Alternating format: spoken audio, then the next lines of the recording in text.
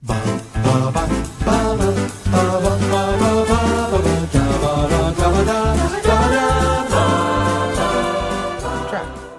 okay. I'm curious to hear where she's going with this.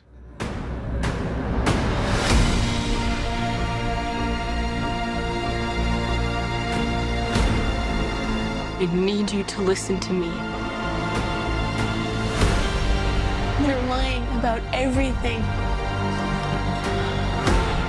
We are not going backwards. We're pushing forward. Everyone is acting like I'm crazy. And I'm not crazy. Our life together. We could lose this. I don't trust him.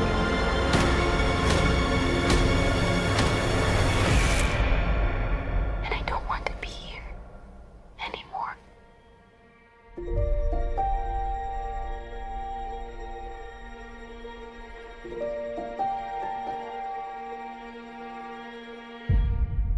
Hello, I'm Thomas Carruthers, and today is it the emergency podcast of the year? I don't think, for better or for worse, I don't think I've been excited for a movie like this in a long time. We have return guest Rian Holmes, completely true return guest Rian Holmes. Hello, Rian.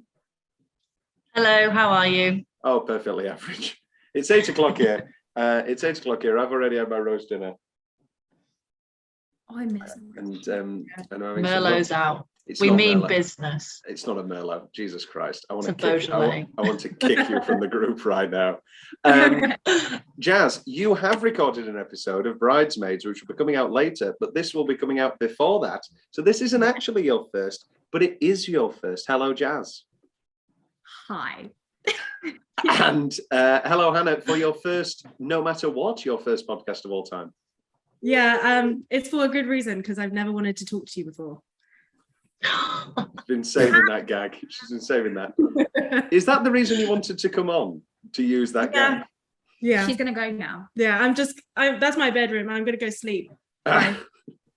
Is it your bedroom, or is it an alternate? Anyway, we don't need to talk about this just yet.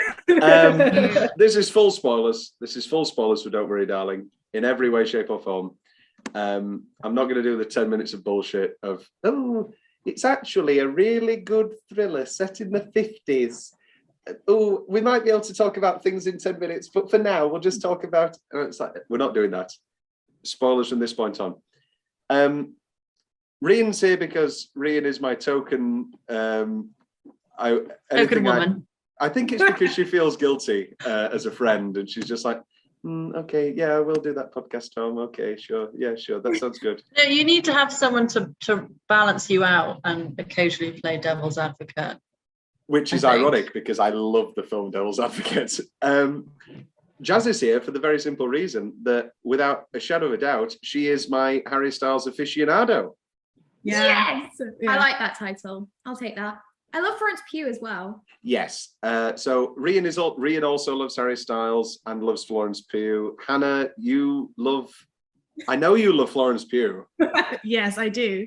You like Harry. I like Harry as well, but not in this film. So yeah.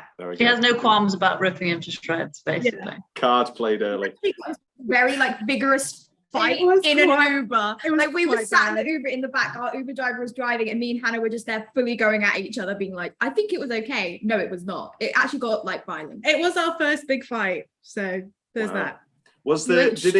Did it culminate with one of you going, "I fucking love the film. I really do. I think it's great. And what you don't understand is it's really good." Is that how it ended? You keep talking like this, you're going to put it all at risk. I know he's from Yorkshire. He's not, he's from Cheshire. Yeah. Oh, it's Get it unbelievable. right. He's from Holmes Chapel, Cheshire. Yeah. I think we should re-record the West Side Story podcast, Rian, because I think I'd have more empathy for the decision to cast authentic. No, I'm kidding. It was anyway. Right, where do you want to start? I don't even know where to start. I mean, I said this to you yesterday. We could easily have a whole hour on just the PR around Yeah. this movie. But that being said, I was impressed with the fact that this film made me forget about all that. And I was just, it feels like its own entity now. I was like completely engrossed in what was happening, for better, for worse. So I feel like that should have its own like time. Personally, every single time Florence Pugh and Olivia Wilde shared a scene together and were friends, I thought, this is the best acting they've ever done in their lives.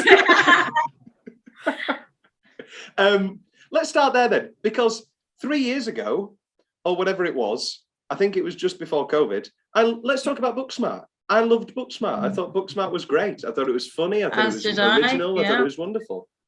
Yeah, it's a great film. Beanie Feldstein, perfect in it. Yeah, Mhm. yeah. She was good, but I think it would have been better if Leah Michelle was in the role. Oh god, not Leah Michelle.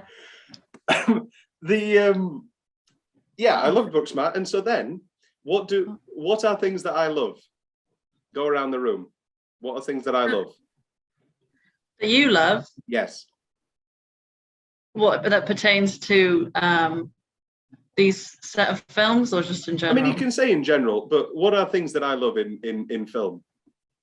Woody Allen. Okay, yes, I do love Woody Allen. A brassy older lady. Yes, okay, so that counts, yes. Mhm. I didn't know that was going to be in it. The screaming matches. You like a Screaming good matches. screaming match. Yeah. What I'm trying to say is that when the press release came out, that Olivia Wilde and Katie Silverman were reuniting to make a 50-set psychological thriller, I was very excited. When Florence Pugh got attached, I was even more excited. I love Florence Pugh. When Harry Styles was attached, I thought, okay, let's see how this goes. And every other person attached, I thought, okay, this is exciting. Yeah. Everybody's always pretending that they remember that Shia LaBeouf was attached. I don't think that was a real press release. I've only known about this from the point of Harry Styles, Florence Pugh, 50s psychological thriller. And then the first trailer came out and I thought, oh, it's sci-fi. Oh, they're just doing Stepford Wives again. And I thought, please don't just be Stepford Wives again. Little did I know, we'll get to that later. It really angers me. It's really annoying me because anyway, we'll talk about the film in a minute. But I was very excited. I loved Booksmart. I thought, oh, okay, she's doing something different. She's going to go for a drama. She's going to go for a thriller. I'm excited. I'm guessing, how did you all come to it? From the press release of Harry or the press release of Florence or what? I remember there were like set pics, like illegal set pics that were released of Harry Styles and Florence Pugh like in a car in the 1950s. 50s, yeah. My Wi-Fi's disconnected. My Wi-Fi is disconnected. I feel like I'm in an iOS portal. Okay, my iOS updated or whatever. Wi-Fi is terrible. What are we talking about? When First exposure to Oh, yes. Those set photos of him getting into the car, and it's all 1950s, and it's all very exciting. It was very exciting. I think it can't be underestimated to what extent it's exciting to have an original screenplay. We all know I love thrillers. An original thriller movie with big stars. You know, I mean, we go back to the erotic thrillers of the 80s or the 90s. Obviously, the ones that are good have sifted to the top and have lasted all these years, like Fatal Attraction or whatever, Basic Instinct or whatever. But every other week or so, you had a big budget thriller that was, oh, it's Dennis Quaid and Meg Ryan, and they have it off apparently. And obviously, this is a lot more elevated than that, but it was a joyous return to putting a few stars in an original thriller script, and getting an audience to it, hopefully. And I've always said this, I'm very cynical. I have no problem with Harry Styles being in this movie if it means that it gets an audience and it makes its money. Thank you. That was last night. That's what we were arguing about. It was less, I was like, I don't care about the fact that he was cast to put bums in seats. I understand that. I just wish he had been better. Oh, yeah, don't worry. Yeah. Don't worry, darling. Don't worry, darling. I'm going to do that like 500 times. This is the thing. This is my biggest takeaway from this. We'll talk about Harry more specifically later. But he's really good at being charming. And I said to my mum in the car, home, why don't they remake Notting Hill, where somebody, a woman or a man, ooh, very progressive, falls in love with Harry Styles as super British pop star, and you just remake Notting Hill. He should not be, because what's the other movie we're getting in 3 months? My Policeman. Whereas it's another serious closeted movie. And what's the trailer scene we get? Again, he's just screaming at a dinner table. And he's going, my life. It's not George Bailey. My life. That was more Catherine Hepburn. Anyway, but the point is that I haven't seen My Policeman. Who knows? Maybe he's excellent. And by all accounts, from the festivals, the reviews have been better for his performance in that than they are here. But from this alone, I don't think he's an excellent dramatic actor. He's a perfectly average dramatic actor. But in those moments where he was a charming, nice husband, and he was sexy and he was funny and he was charismatic, he was great. And that's a good mold. He should do a rom-com. He should not do a big dramatic motion picture. See, I to an extent I do agree. I think I said this to Hannah yesterday. I do think that there are a whole host of, white male actors, white bread, that could have easily filled the role and done it to a stronger degree. But I just have so much respect for the choice of getting in this pretty boy, notable celebrity, to then have the shift.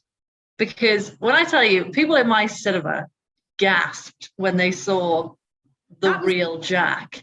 And I don't think anybody, even if you guessed the plot twist, which I kind of did, I don't think anyone was really prepared for him to look so unsightly because of his status. Not found Harry Styles attractive, and when I saw him as a little weirdo, I was like, graceful, case in point.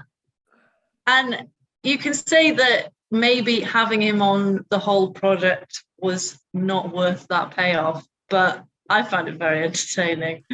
I was laughing so much during that. was it good entertaining, Rian, or was it laughable? I was laughing too with his bloody, I don't know what the glue budget was on this movie for his fake goatee. Why couldn't he grow a goatee for 1 week? Oh, I've got to go. I don't know why my Harry Styles impression is Paul McCartney, but I've got to be in Madison Square Garden again. Why can't he just grow a goatee for a week? Yeah. But let's not bring the boys' follicles into this. Or the makeup and scheduling choices. Okay. I'm not gonna lie, all the hair in this film was a little bit rough. I thought everybody looked fabulous. I think the 50s stuff was fabulous. So it looked good until you look closer. You can see fucking Florence Pugh's extensions. You can see her extensions. Whenever she had her hair down, you could see it. If we're going to be purely fashionistic, Olivia Wilde has never looked better. It's absolutely it's sensational. If we're going to have this tangent, sorry. She came out of this looking fucking great. I'm just going to say that. In which way? Physically great. Not in the drama aspect. She was beautiful and she played that character. She did make that character. I thought the character was great. Right, let's talk about everything that came before.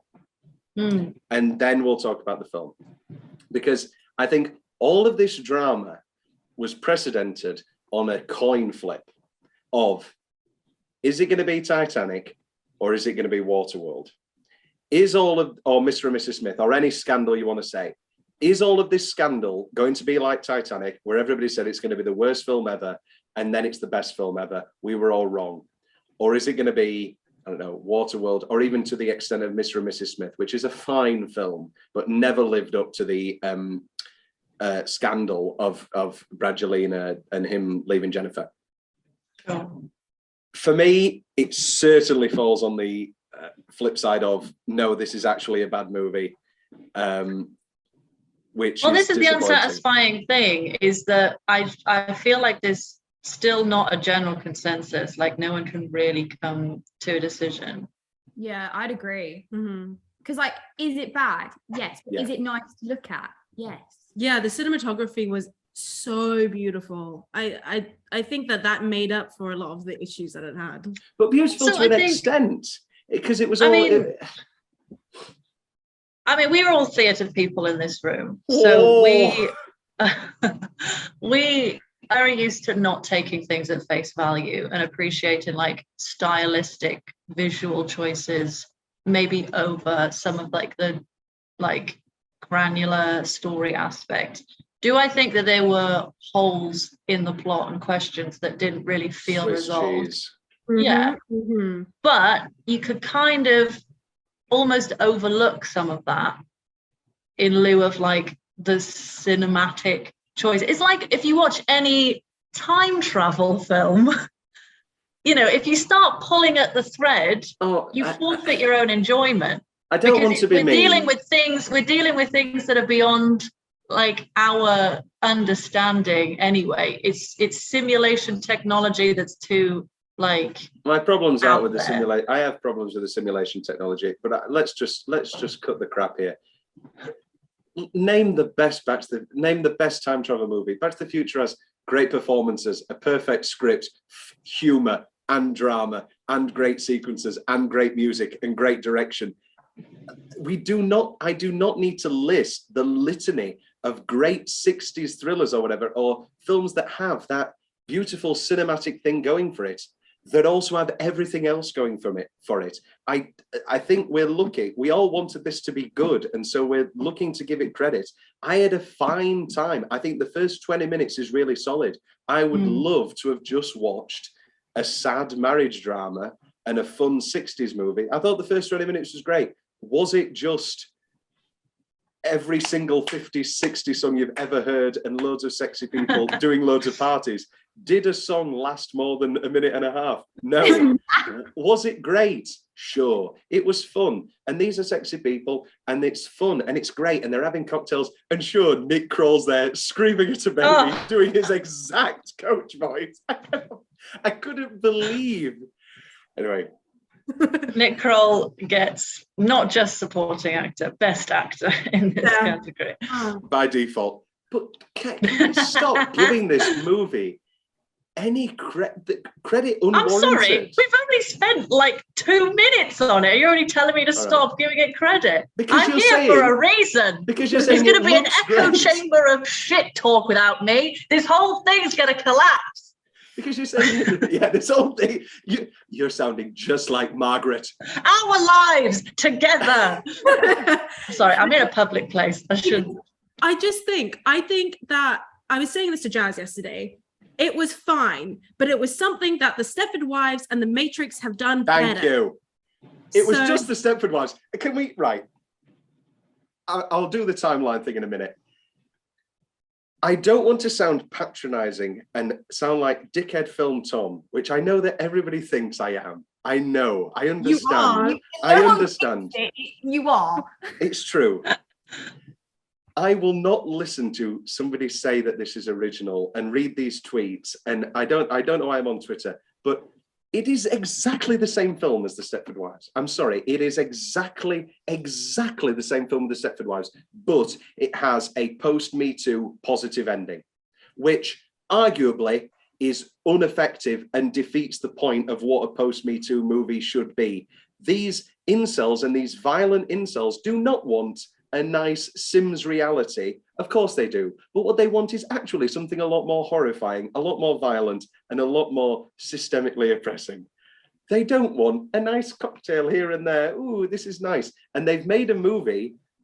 I think that they've just made The Stepford Wives again, as if that is still the issue, that you are dealing with a generation of men where the women are becoming progressive and are wanting to break the 60s mold. And you've got a generation of men where that's all they've ever known. I don't want to pat myself on the back here, but I don't think that these are the issues. I mean, obviously, you can imagine a world where there are 30 men. Let's say there are 30 couples in Victory. Of course, there are 30 men in the world who would want this perfect life. I'd want this perfect life if I didn't have to, assault a woman and keep her trapped. Who wouldn't want it? It's great.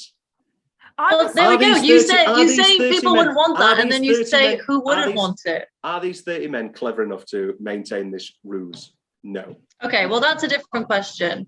I think we're being, again, too literal about it, because the concept of this incel guy wanting to like return to the status quo, to be the breadwinner, to like support his woman, like I think that is still very much in the collective consciousness of a lot of men. Maybe not in the context of I want to live like it's the 50s, but I think that was a good aesthetic choice to kind of like surmise this like thought process. And like, yeah, like it didn't have to be it's set in that time period, but I think it was just a good, I don't know, it was a good, well, you said yourself, it's like, it's sexy and it's like vibrant and it feels traditional in that sense. And it was done 60 years ago with Stepford Wives. I'm sorry, Jazz, what were you going to say? Thank you. I was just going to say that I've seen a lot of things on like TikTok and Twitter about the whole Andrew Tate thing, because like he has got that mindset of like a woman should be this, and this. So when like people are comparing it to like that group of men today that still have those ideas, oh, Jesus Christ, Tom, calm down. Just the 10-minute thing. My series of visual expressions were, who's Andrew Tate? Oh, Jazz is explaining it, I'm okay. And then the 10-minute Zoom thing came up and I realized again, oh, this is so annoying. Continue, Jazz. Thank you. Andrew Tate is the guy who's like, women should be like, they're my property, and if my girl does he's this, less then women should be, he's more like men should be, and then it's like men should be the manly man and all that kind of bullshit. He recently got like banned from Twitter and Instagram because of his basically all social media, because his rhetoric was like getting very dangerous, and a lot of like young men, like tween boys, were like there was a pipeline of radicalization where they'd find his content and suddenly be spouting all of this vitriol about women know their place, da da da da da. He's later come out and said it was all a character, it was all a spoof, but back to the serious issues, men's mental health, which I've always been the face of, and it's like, well, no, you've never been the face of that. I think Olivia Wilde also Jordan Peterson, was another big influence like that. Not Olivia Wilde, the Katie Silverman. Yeah, and then Olivia Wilde did the great interview with Emily Blunt, where was it Emily Blunt? Was it Natalie Portman? Yeah, I think so. And she was like, blah, blah, explaining Jordan Peterson and Emily Blunt / Natalie Portman. I don't want to be reductive. Yes, it was Emily Blunt. Yeah. It was Emily Blunt. I don't confuse the two. I just couldn't remember which one. Because I remember that she had Thor 4 coming out. And so that was exciting. And maybe she would have been in the press for that. And she was like, oh, that's whatever. Oh, it's just something about how incels are radicalizing. And she was like, sounds good for them or whatever. It's the Stepford Wives, except instead of bored 70s house men, it's radical incels. Which I think, for that alone, I feel like it was an interesting take. Mm-hmm. Do I think it was a completely original movie? No, not by any means. That's the take that anybody gets when they watch the Stepford Wives now. They go, oh, but isn't it scary how relevant it still is? There, I feel like not everyone would be going back and watching it. Well, they won't. This is the problem, and this is what exactly. I know. I feel like I'm in a circle. I understand that nobody wants to go watch Catherine Ross. I understand this. I understand this completely, but I'm amazed that to what little extent people aren't calling it out. It's the exact same movie. It is just the exact same movie in build-up, delivery, twist, apart from it's got a happy ending. Okay, so let's talk about the ending. I'd have more respect if they called it Stepford Wives. Genuinely, I would have a lot more respect. And sure, I'd be complaining that they're remaking Stepford Wives, but I would have more respect.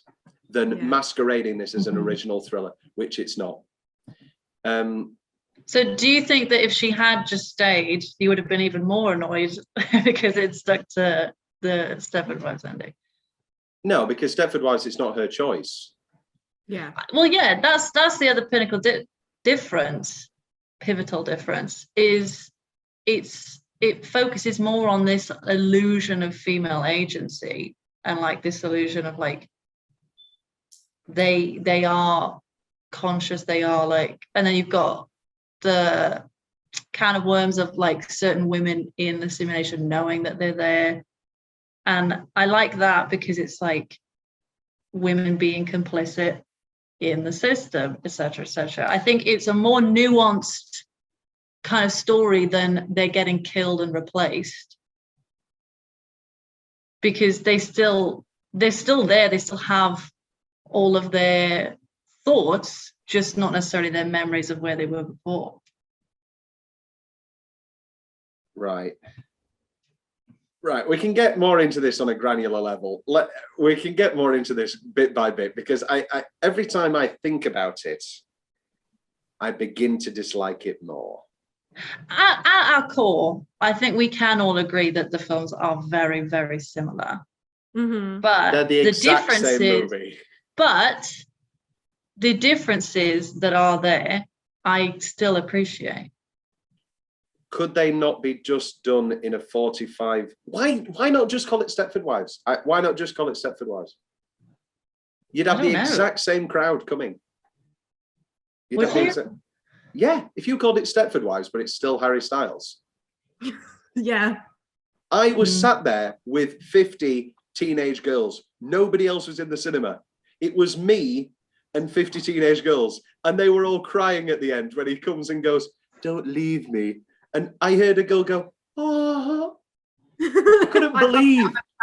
Yeah, I was there like, I'd stay. there were so many girls who were like, I wouldn't leave. Dude, for Harry Styles, I'd stay. It does kind of fall into my category of like Boogie Nights and Wolf of Wall Street and Goodfellas, where it's like, if it just faded out at a certain point and everyone was still just happy. Like if this movie was just a half-hour short film, it'd be great. I'd watch it all the time. It's just like, just don't break things. I don't want to talk about how, the 50s housewife thing is actually pretty cool. No, I'm kidding. Or am I? No, I'm kidding.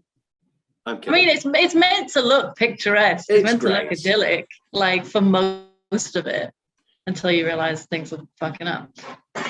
Yeah, but again, right, we're going to take a short break, and then we're going to do what we plan to do, which is we're going to go through the timeline of what came before the film, and then talk about the film itself. Okay, here we go. Right, I'm going to read through. This is glamour.com, and they have a definitive breakdown of the drama. So, April 24th, 2020, Deadline reports that Florence Pugh, Shia LaBeouf, and Chris Pine are set to star in Olivia Wilde's psychological thriller, Don't Worry, Darling. I don't remember this. And if I do remember this, that Dakota Johnson was attached. Now, I always thought that Dakota was supposed to be Florence Pugh. Not true. Dakota was supposed to be Margaret, was supposed to be Kiki Lane. Oh, I'm glad they recast that. Although Florence Pugh wasn't supposed to be Alice, I know that much. It was supposed to be... Drum roll. Olivia Wilde. There we go. Which worked out for the better. I think Olivia Wilde, hot take. Is this a hot take? I thought Olivia Wilde was absolutely phenomenal. Yeah, I thought she was very good. No, she's good. I thought she was great. maybe the best performance. I won't go that far. I thought Florence was bloody fantastic, so I'm not gonna... I thought she was great, but also, I think in my review I said this. We've already derailed my thing.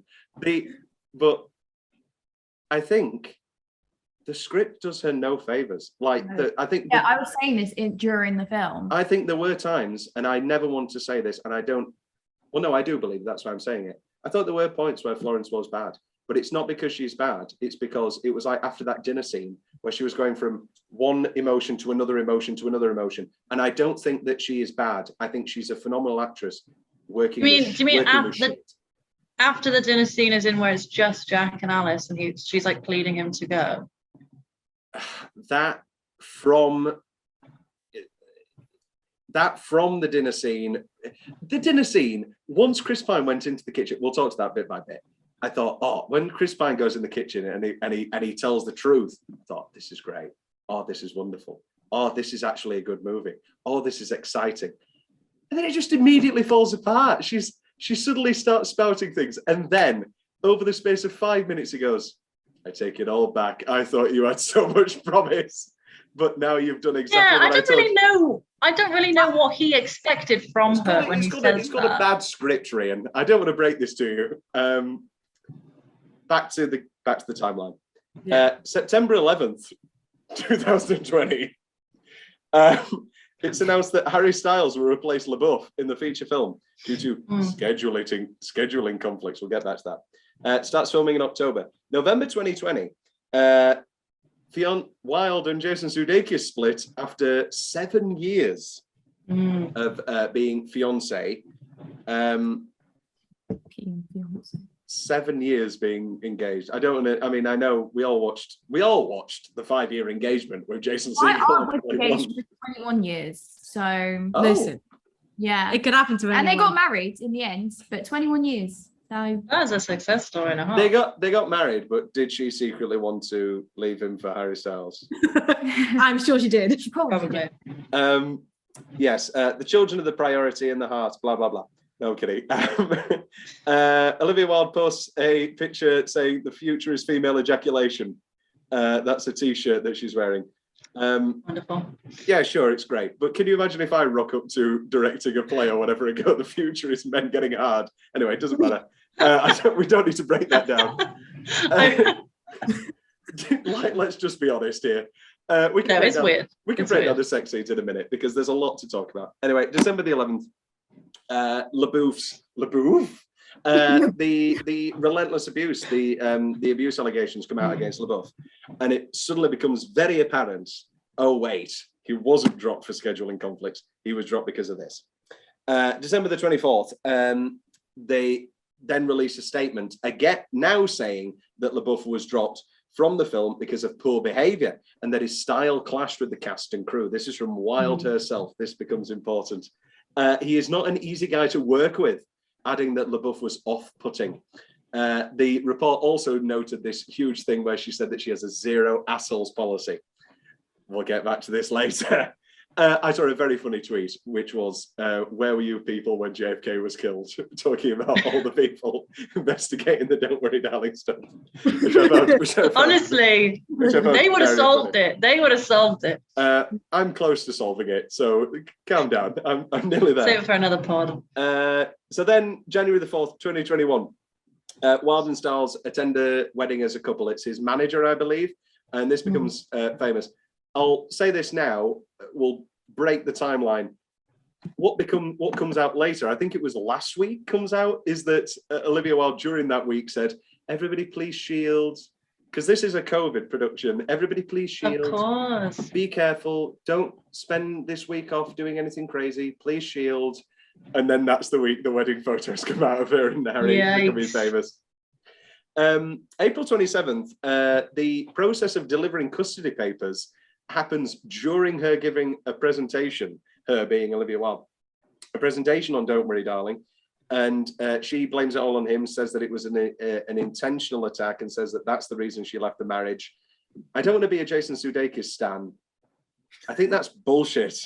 I don't think he intentionally said, why don't you get her during the press conference for the new thriller she's in? You don't choose that shit. That's not how it works with divorce papers. What, getting served? You've been served. What am I trying to remember? Ooh, Marriage Story. Oh, Marriage Story, we just did, yeah.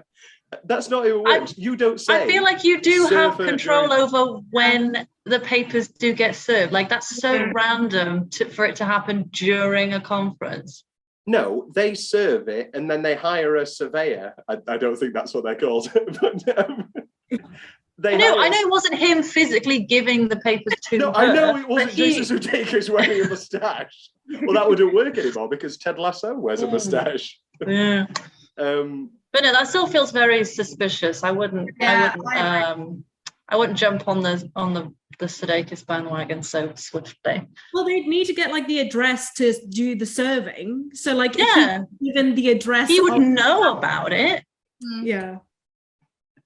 No, because in Pineapple Express, where Seth Rogen plays a delivery man or whatever, he just does whenever he can catch them. Yeah, but that's a movie. I'm not using that as a court document. Don't worry. Your Honor, Seth Rogen would not. I call not... Seth Rogen to the stand.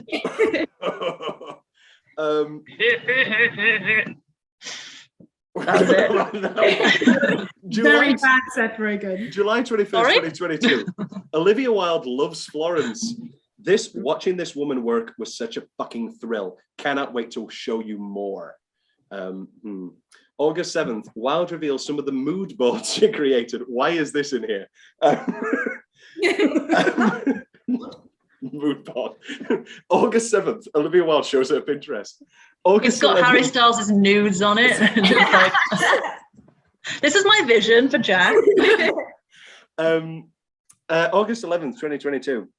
So yes, so it's around this time that Florence says, I'm filming Dune, so I can't do any of the press. Shows up with her Aperol spritz. So the iconography of all of the lead up was just delicious. Can I just is that the end of the timeline? I've got there is also around this time a rumor that Pugh got paid less than Styles, which everyone has commented on it denies. Sure. Pugh reveals to Harper's Bazaar that she and long-term Zach Braff have split. I know that's not really important, but I guess it's important. And she put, when it's reduced, I can't do a Florence Pugh. When it's reduced to your sex scenes or to watch the most famous man in the world go down on someone, it's not why we do it. It's not why I'm in this industry, which leads one to believe that she wasn't happy with the way it was marketed. And the way that Olivia Wilde keeps talking about sex. Yeah, this is a really interesting point that I couldn't wait to talk about. So a lot of like the speculation about Florence and Olivia's like feud, like I think this really like added fuel to the fire, because they were like, well, they're just now completely contradicting one another.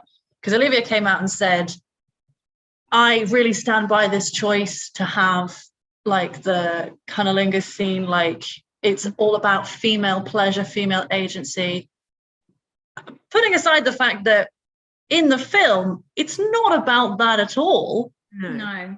It doesn't make any sense. It kind of negates the whole thing. If anything, it's only there to illustrate that they're not having full-on sex because like they're not making babies. But that's a reach in itself. Whoa. But like, well, this is something I read in Time magazine. So Time needs to up its standards. But this is what I mean. Like it is a reach, like to be like, maybe it's suggested that this is why. But I didn't hear that. The audio cut, but I knew exactly what we were doing. I didn't sing it because I wanted you to say your opinion, but I was mouthing Reach of the Stars by S Club 7. For the stars. Continue with your serious points about female representation of cunnilingus in media. Thank you. Because I just want to say, when it comes to women's voices, I've got you. And you've got me. No, I think I said put aside, but it's actually my main point. It was a very strange sequence that like didn't hold up later on, and I think maybe that's why Florence Pugh took such issue with it, and the fact that it made it into the trailer when it really like all it was serving was that, oh, they're so in love, like they're doing it all the time, yada yada yada. But I don't know, it feels icky to me, and I do now stand with Florence's point about it, in that it was kind of sensationalized for the wrong reasons. I think like because it's actually assault, Olivia going, I'm championing, how do you fucking say that word? I'm for women. Well, yeah, I'm like, the fact that she's like, I'm showing women's pleasure. That's not women's pleasure. That's assault. Yeah. So like, Precisely, I understand precisely. why It Florence, doesn't like, make any sense. It's a bad movie. I'm Yeah. sorry. I keep coming back to this point at the end of the day. Thought about it like that. That's actually like, oh, It's really fuck. bad. It's really But bad. no, I also wanted to talk about obviously the Shia LaBeouf nonsense. Well, this is what. Before we move on, we'll talk about Shia LaBeouf. The something that nobody's ever wanted to say, but the now we're talking about broader rumors. But a lot of the speculation is that now we're just talking rumors. Wilde and Styles were very comfortable together on set, shall we say, and that once that relationship was official, it was creating an atmosphere of discomfort, which is not good. And it's a double standard, you know. It's completely a double standard. I think there's been lots of good reporting on how it's a double standard, and that every male director's a dickhead. And you know, we love Kubrick, and he's a horrible man when it comes to, you know, the levels he goes to get his art. I think she's got two things going against her. She's a woman, and the fact that the movie's bad. And I know that the first thing is such an incredible point, and the second thing is kind of bullshitty. But if the film was good, suddenly I think a lot of people would do the whole Kubrick thing and say, yeah, but the film's great. And I think the Olivia Wilde, and the fact that she's a woman in a man's industry still to this day, I think it's less so that she's against a double standard just because she's a woman. I think it's this whole campaign she's done about this being a woman's movie and empowering women, and this movie being about female pleasure. This movie is about female pleasure. What an absurd comment to say. And I feel like it's really just kind of detracted from like Katie Silverman's success. You can say what you like about the writing, but I will. I just don't feel like there was enough like synergy between that and the direction, or that and like the promotion. Like I don't take issue with any of the trailers. I think it was a clever way to like set it up as a romance and have it kind of fall apart in like a Brokeback Mountain kind of gotcha kind of way. Wow, I did not expect. Great film. Stop reminding me of good films, Reen. You're doing nothing to help your case. Yeah.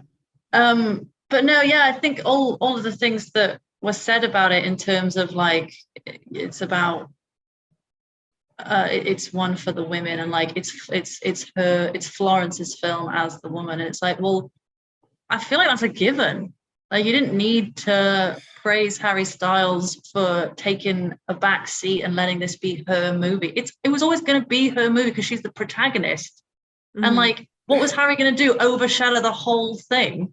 Well, he has. In like the. Let's not underestimate that this is Harry Styles' movie. No matter how supporting a performance he is, people are going because it's Harry Styles' movie. They're going because they want to see if all the gossip from real life blends into the movie. And they're wanting that. We love Florence Pugh.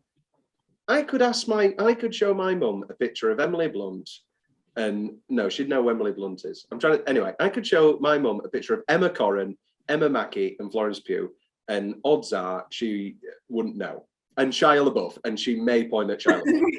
No, my mum's wonderful. That's kind of out of like creative control, like whether someone's a big name. And like I was an avid follower of all the drama, but I was more concerned with Florence's like attitude towards production. Like that, I mean, to an extent, I was kind of like, leave these women alone, like stop making everything into a feud.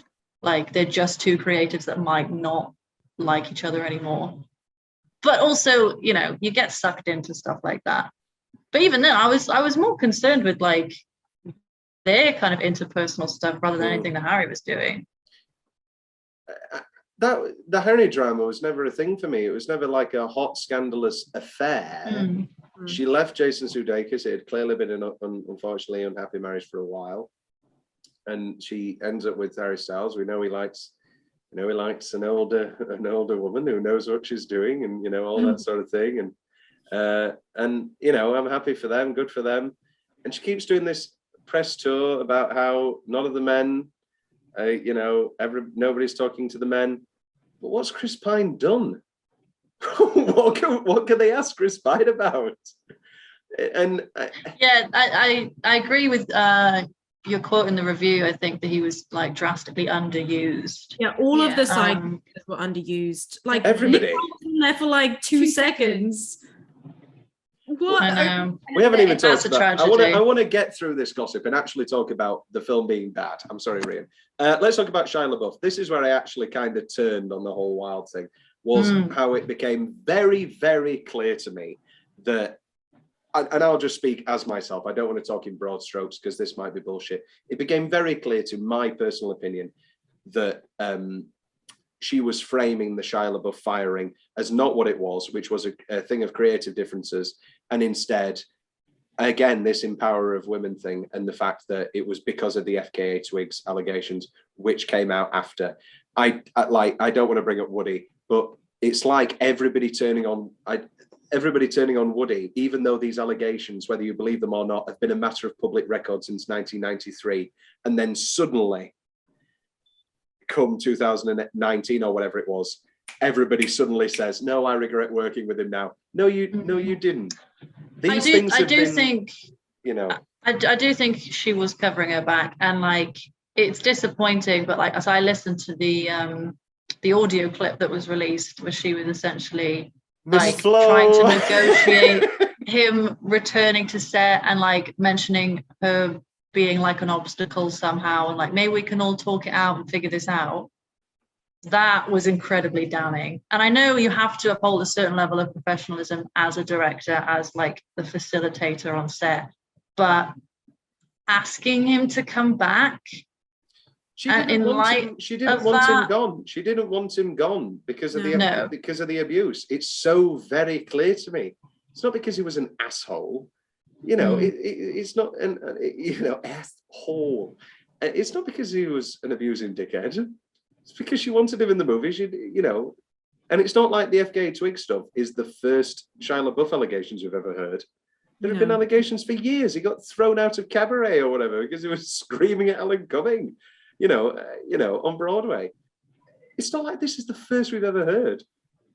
It felt like a very good marketing choice. And as much as she is put to a double standard because she's a woman director in a predominantly male field, she has put herself proudly as what can stereotypically be called a strong female director or whatever. She has put herself it's very much like, she strikes me very much as like a girl boss feminist. Like there's a lot of kind of virtue signaling, a lot of like, we're running the world, it's our shit now, like, but what does that actually mean in terms of like being proactive? And we'll finally get to the film. Putting that into this film is in every case to its detriment. Let's just talk about. Let's talk about the film as right. Okay, so all of that aside, Jazz, Hannah, Rian, you sit down for "Don't Worry, Darling." We'll start with Jazz. What is the thing that goes through your head 30 seconds before it starts? We can talk about that. What do you mean? Because they didn't normally when you sit down, they like have I know what you're gonna say. They have the thing that comes up and it's like, don't worry, darling, blah, blah, blah, PG-13, whatever, blah, blah, blah. Didn't happen. For context, we're in America, the three of us. Yes, I watched American Nope in cinemas America. don't have the title card; it just goes straight in. So that was jarring. Me and Hannah were both like, "Oh, it's starting." yeah, so it went from like an ad for the cinema to like the film. opening scene where they're dancing around. I was very shocked. I wasn't prepared. Also, my local cinema is in such a small town that we had an ad made by the manager. And it was, "Welcome to the cinema. We hope you have fun." Yeah, That's nice. So, what was the question? The question was just like, you're about to not forget about all the drama, but like You're about to watch the film now itself. What is your hope? What is your thinking? Not ignoring everything you've heard, because there's no way to do it. Yeah. I was going to say, like, I don't think I can ignore what was going on. And the whole time I was watching it, even before, I was just thinking about, like, all the funny TikToks that everyone's made. And I was just waiting for, like, all those scenes and whether to see, like, what Harry was actually doing, what it was all about. I don't know. I kind of had nothing and everything in my head. Hannah? Yeah, I don't know. I was just like, I love Florence Pugh, so I was just excited to see her in all the costumes, and I was like, I'm just ready for Florence to like smash it out the park, and for Harry to be really sexy. And if that's all I wanted to watch, that's what I got. That's what you got. Yeah. Ryan? I mean, I was fully waiting for like a cultural cornerstone, like because I built up a lot of this prior. Like, this is going to be my first foray into an American cinema, for one. But also, like, I think the lead up hadn't like detracted from my excitement about the film, because a lot of people they'd followed all the drama and they had it in their heads that this is going to be shit. I was not one of those people. I still went in with an open mind. Yeah, I did too. I wasn't disappointed. I want to make that abundantly clear. Yeah, I agree. I wasn't disappointed by it. I was. I deeply was. I was horrendously bored. I think at the end of the day, what was I just going to say? I was going to say something. Very good, Jess. I hope your mic picks that up. I was excited again. I go back to the simple boy 2 years ago who heard the news that Olivia Wilde was going to direct a 50s. It's 1947, New York City. Everyone was drinking milk. No, I go back to the simple boy, and I thought, you know what my honest thought was? Please don't just be Stepford Wives. Because so this is interesting, because you've never seen Stepford Wives. No, I have now. You have now. As of like watching it, am I right in saying that Tom and Hannah had seen Stepford Wives? You saw the Matthew Broderick one, right? Yeah. The excellent. So obviously it's so brilliant. Did you watch 2004 yet?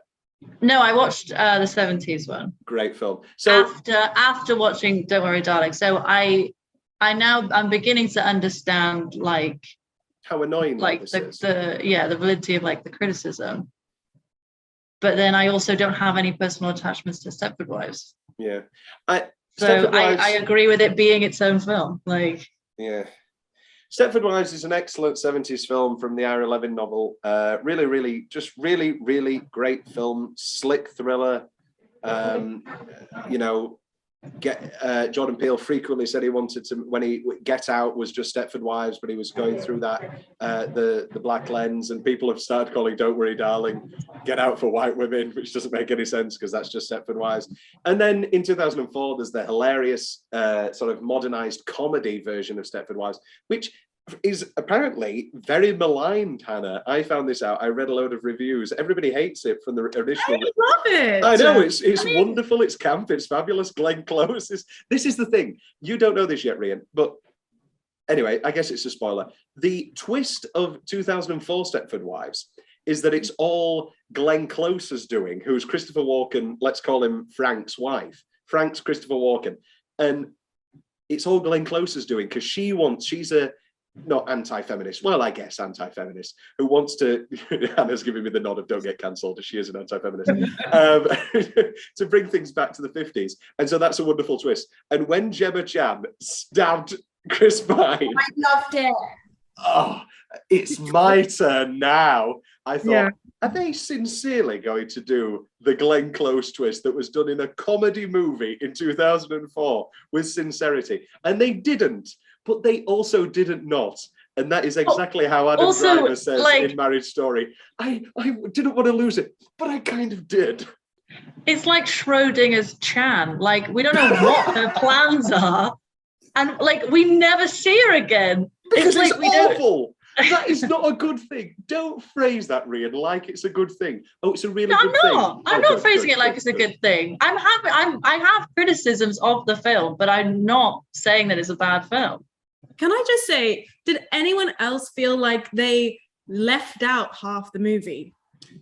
In what way? There were like so many, like, first of all, the first 20 minutes, it went so fast. It was like, it felt like it was lightning quick, speed. like suddenly everything was going wrong, and I was just like, well, I was like, well, you've not set up the baseline for what the normal is. So it feels there was so many things. And then I do think like there wasn't really a way to remedy that, because like we're supposed to be like as oblivious as the women, and so we're kind of introduced quite quickly, like this is their lives, they're really happy, like they lounge by the pool, they go shopping, but like they don't know anything beyond their existence, so then neither do we as the audience. So I feel like if they'd had much more setup and like exposition, well, we couldn't really, I guess we couldn't really have that much more exposition, but like we could have just if it was more of like happiness, them enjoying themselves, like I don't know what I don't know what they could have put in there. Do you know what I mean? Like I don't know what they could have added. I think they're trying to fight against what they are all lying to themselves, which is that everybody knows what the Stepford Wives is, and even my God, Tom, you say Stepford Wives one more fucking time. Fine then. But everybody knows that this is Black Mirror. Nobody is going to watch the first 20 minutes and think that and also everybody's seen the trailer. I think they were trying to fight against the movie world that they're in now, which is nobody's watching the first 20 minutes of this movie thinking that it's going to be all rosy-dozy. Everybody's seen the trailer. Everybody's seen those shots of the sci-fi tower. I guess that I don't is want like to a patronize caveat anybody who didn't guess the twist, but if you didn't guess that this was a fake world, I don't want to have, I do want to have conversations with you, but if you didn't guess that this was a fake world run by men in some way or another, I don't want to call you dumb, but I think they were just trying to counteract that, which was everybody is going into this kind of knowing that this is what this is, that it is a fake world, sci-fi world, but it's a 2-hour Black Mirror, but shit, and it's a two. Black Mirror season 4 where everything is just bad. Oh God, do you remember? Oh, Black Mirror. What was the good episode of Black Mirror, which was Jesse Plemons. Jesse Pinkman, he's in Breaking Bad. USS Ulysses, what's it called? SSS Star Trek with How I Met Your Mother, Real Mother. It's just fucking that again. It's just the exact same thing again. But it's not. I do think like you make a good point, like it's kind of a caveat of being in the digital age, is like nothing's really sacred. And like, you know, we couldn't even get to the worldwide release without the pivotal like argument scene getting leaked, and then that wasn't leaked. They released that as a clip. Yeah. Oh, they did. Yeah. But the whole one of the first one of him where he slips into American. And if I hear one goddamn person say that was intentional because he chose to be British, that is bullshit. I just love the thought of American Harry just being like, yeah, I'll be British. Why not? Doesn't make any sense. That is so funny. No, I stand by that. It's hilarious. We could get there later, but But no, I think, well, in that case, they shot themselves in the foot by leaking that without context. And I'm going to compare this to Marriage Story, to your chagrin, just in the way that, like, it was released without any build-up, and it immediately became a meme. And then, like, they expected that to just be Harry's acting, like, the whole way through. I'll open the field. Does anybody want to fight for that performance in that scene, now that you've seen the full thing in context? What, fight on behalf of Harry? Yeah, in that scene, now that you've seen the full scene in context and the full film. Does anybody want to fight for that? Because again, Rian, you're making a wonderful point, Rian. But again, I think you're giving credit to something that doesn't deserve it. Well, we all like a bit of drama, don't we? Yes, I like the one note yelling. Like he consistently stayed like with the same like tone and the same volume. It was crazy. I was like, no, there was that great scene in the car where he cried. It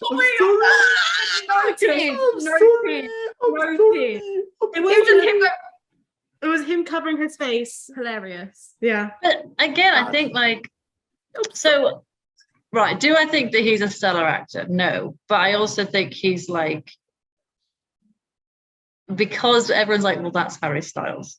Like, yeah, I agree. there's no way for him to like hide in a role. Whereas Florence Pugh, I'm like, she Notting is Hill. Alice Chambers. Do Notting Hill. Why does he want to be a dramatic actor when he can't be? Do Notting Hill. Be Henry Styles. I don't give a shit. Be Pardon Scott. Fucking Trevor. Be a British pop star in a remake of Notting Hill. Don't be. Well, there's Jack your next Chambers. project, Tom. Work on it. No. Yes. Be the change you want to see in theatre by making the same things. So the movie starts. I can't believe that on Zoom we're going to have to go for another break before actually talking about the movie. No, we have been talking about the film, just sporadically. In general. Yeah. Right. Before this break ends and before we start talking about the actual movie, do you think this will make money? Yes. Yes. Yeah. Obviously. Yeah, because of Harry Styles. Yeah. Obviously. I mean, ratings have kind of like peaked and troughed already. Well, Avatar re-release beat it this weekend, and that's a whole different kettle of fish because it's 3D, which is more expensive, and it's IMAX, which is more expensive per ticket, and kids can watch it. But once word of mouth gets out that this is just an average film, whether you like it or not, I don't. I mean, Rian, you liked it, but I can't imagine this is anything above 7 out of 10 for you. Well, I don't know. I think like my viewing experience as a whole, like I would rate it very highly. Like I think it's different than I think if I had just watched it on a whim alone in my bedroom. Like the anticipation, like the event of it all, kind of. I was like, excited. Yeah, no, it was very wonderful to be excited for a movie again. And it feels like a movie. It does. We all laughed. We all laughed at him, but there was some truth to it. It holds water. No, I think I'm just seeing how mad I can make you at this point. I feel nothing. Don't worry. I feel. I was watching I watched Everything Everywhere Always at Once, which I thought was wonderful. And I called it wrong again, didn't I? It's all at once. Yeah. I keep getting bullied. I don't keep getting bullied. I get bullied by one friend, and she was like, "But Tom, I don't think you saw it in the right way." And I was like, "Well, I don't have another way to see it. I watched it on my big TV in my nice sofa and all that sort of thing." She was like, "Yeah, but you could have watched it with people." It's like, "No, actually, I couldn't, Katrina." And it was very nice in a way to watch this with Jazz just went, "Oh." Sorry for you. Yeah, I feel sorry for myself. No, it was very nice to watch this with 50 Harry Styles tweens and one middle-aged woman. No, it was just me. Do you remember picked you up? Yeah, I knew that this had full-blown cunnilingus. I didn't want to. It's like when they re-released both Terminators after COVID, and my mum was like, "Oh, I'll watch one of those with you." I was like, "Okay." So there's one Tuesday and there's one Wednesday, and I remember the full-blown sex scene in Terminator where you see Linda Hamilton's bazoobies, and she's like riding Michael Biehn, and my mum was like, "Oh, I haven't seen the first one in a while," and I said, "No, the second one's better on the big screen," because I didn't know what to watch. Because they have an awkward soft piano theme of the normal Terminator theme too. Anyway, this is enough about Terminator. We're going to take a break and we're going to talk about the actual film, scene by scene, not line by line, scene by scene, moment by moment. Right. Soundtrack corner. Soundtrack corner. We'll talk about soundtrack corner. We will talk about soundtrack corner because I think the word is obnoxious.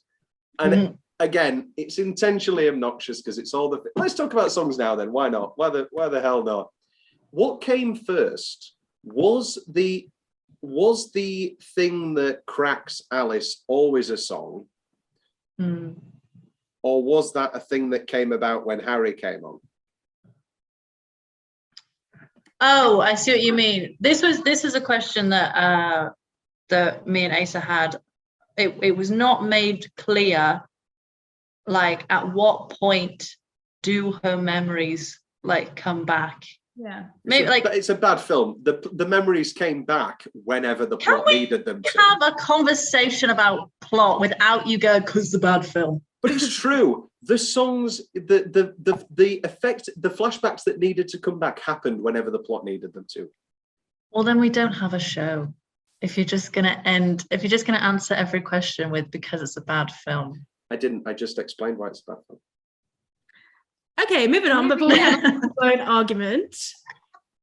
No, I'm gonna invite you to answer with your interpretations. Yeah, we weren't sure at what point her memories do come back, because like after the whole like electroshock therapy and stuff, obviously she's very fragile, she's very susceptible to everything, like, and then you see everything come back in full force like when she's in the kitchen. Mhm. But then there's kind of like flashes, and whether that's like you don't see it like triggered by anything specifically. And so I guess that's the question, like, is the song like the catalyst for her remembering, or is it like other stuff? I don't think there's an answer to that, because it like I don't want to agree with Tom. I never want to agree with Tom, but I do think that like it did just start randomly, like when she was talking to Bunny, Olivia Wilde's I character, can't believe that's her name. and she was like weirdly like staring off the distance like for half the time, and then she couldn't remember some of the people's names, but then she could remember other specifics. It was like it was so unclear, and like I don't know why I have a question. Why was the electric shock therapy included when it was actually all in her head, because she was actually alive? Why wasn't she just rebooted? Yeah. It was just there was a lot of inconsistency. There is a thing online that the original screenplay had a different ending where it wasn't all of that palaver. And was it? Again, yeah. And it's like she wakes up in the hospital. Once again, like, I feel like we can't be too literal. So, like, with some of these sequences, like, because a lot of it is very like artsy. So like I am not going to sit here and say categorically that the electroshock stuff happened or didn't happen, or I don't know. Maybe it was like something was happening on the outside in the real world, and that's just how they chose to show it. Nothing's happening on the real world. She's tied to a bed, and he changes her bed sores. Nothing's happening on the real world. I mean in terms of like when she gets like taken away and like rebooted or whatever, like gets put back in. It's added to prolong the like idea that she's in there, that she's like in this, that the simulation is real. Yeah. And I don't know if that was just added because they were like, ooh, let's see how long we can trick the audience. At that point, we didn't know. We didn't know the twist by then, because we think that Jackie's actually going to run away with her, and then he sets like. When she's getting the electric shock therapy, that's when we see her memories from real life. Right? We saw the hospital at that point, but then she just came home and he didn't have sex with her. And then there was another dream sequence. I don't want to say it's a bad film because I've been bullied, but you can't move away from the fact, Ryan, that they showed us what they wanted to show us to build tension. It was just a bad narrative choice. At the end of the day, why not just show us the whole reveal then and then sink her back in? Because she had to click again, because he had to sing the exact same song again, because this guy only has one song on his mind and it's a shitty little tune he's come up with himself. Hey, it's a catchy tune. We can all agree the song is not a song. I want them to go back and re-edit that ending to make more sense. I do think the ending fell short in a couple of ways. But then I'm not really trying to get bogged down with the logistics of it, like because there's other stuff like the Alice hallucinates or whatever. Well, this is the thing. There's no explanation for it, and I don't think there needs to be. There does need to be. This is the thing. It doesn't make any sense. The hallucinations were all great. I thought that was Wilde's best direction. I thought the closing glass sequence was really effective, really well directed. I thought the Kling film even though it's the most basic shit we've talked about for 50 But yeah, years. and an audience items member strangling a knows woman. like everyone knows what it means on like a cinematic, like metaphorical level. Why is No it one's happening? actually asking them. Well, I don't think we need to ask those questions. But you should. It's the middle hour of your movie. We have a great 20 minutes where they're all happy. Then we have an hour of hallucinations where she's being gaslighted. Why is she being gaslighted? Let's just break this down. If I was running this industry, I would say, yes, Margaret did kill herself. She was depressed. Because that would put somebody at ease a lot more than she slipped cleaning the windows. She's fine. Yeah. Doesn't make any sense. If I wanted to keep a woman trapped, I would say what you saw was real. And then she would go, oh, that's awful. She must have been very depressed. Whereas if you say she slipped cleaning the windows with a goddamn knife or whatever the hell, you're going to have questions. Also, why didn't they just say, yeah, there was a plane crash the other day? That's what they do in Truman Show. 2 hours later, they have the radio say, oh, did you see that rain shower? It was very weird. A little bit of rain and then a lot of rain. Funny how that happens sometimes, because that's how you actually gaslight. And that's how you actually, I'm really good at gaslighting people. No, that's how you actually manipulate people. If you say, there wasn't a plane, Alice. I didn't see any planes. There wasn't a plane crash. That's going to make her go crazy. Well, not go crazy. That's going to make her go inquisitive or whatever. Yeah, I suppose like my interpretation of that was that they genuinely didn't see it, and that was just but we know that that's not her reaction to the space or whatever. But if her reaction to the space is that, why doesn't Jack just say hi? Sorry. Hi, Frank. My Alice just saw a red plane. She went into the woods. She went into the desert. Was there a plane? And Frank's like, oh, okay, maybe there was a glitch. Just tell her that there was a plane crash and I'll put something into the radio address tomorrow. Yeah. Also, there was a plane crash, but we didn't actually see the plane like at Any all. other point. What a load of bullshit. Didn't even find the plane crash. And then Kiki had a red plane and her boy had a red plane. What a load of bullshit, Rian. I'm sorry, this is a bad film. Yeah. Well, part of me is like, we're taking a directing class here, and like her whole thing is, why does this thing need to be in the world? Yeah. What is so important to you as a director that this be made?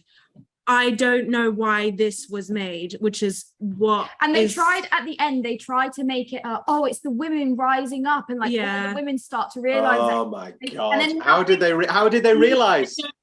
Well, this is my other issue with the Gemma Chan thing. Is like, did she overhear the phone conversation? Like, how would she know? And then, even then, what is she planning to do?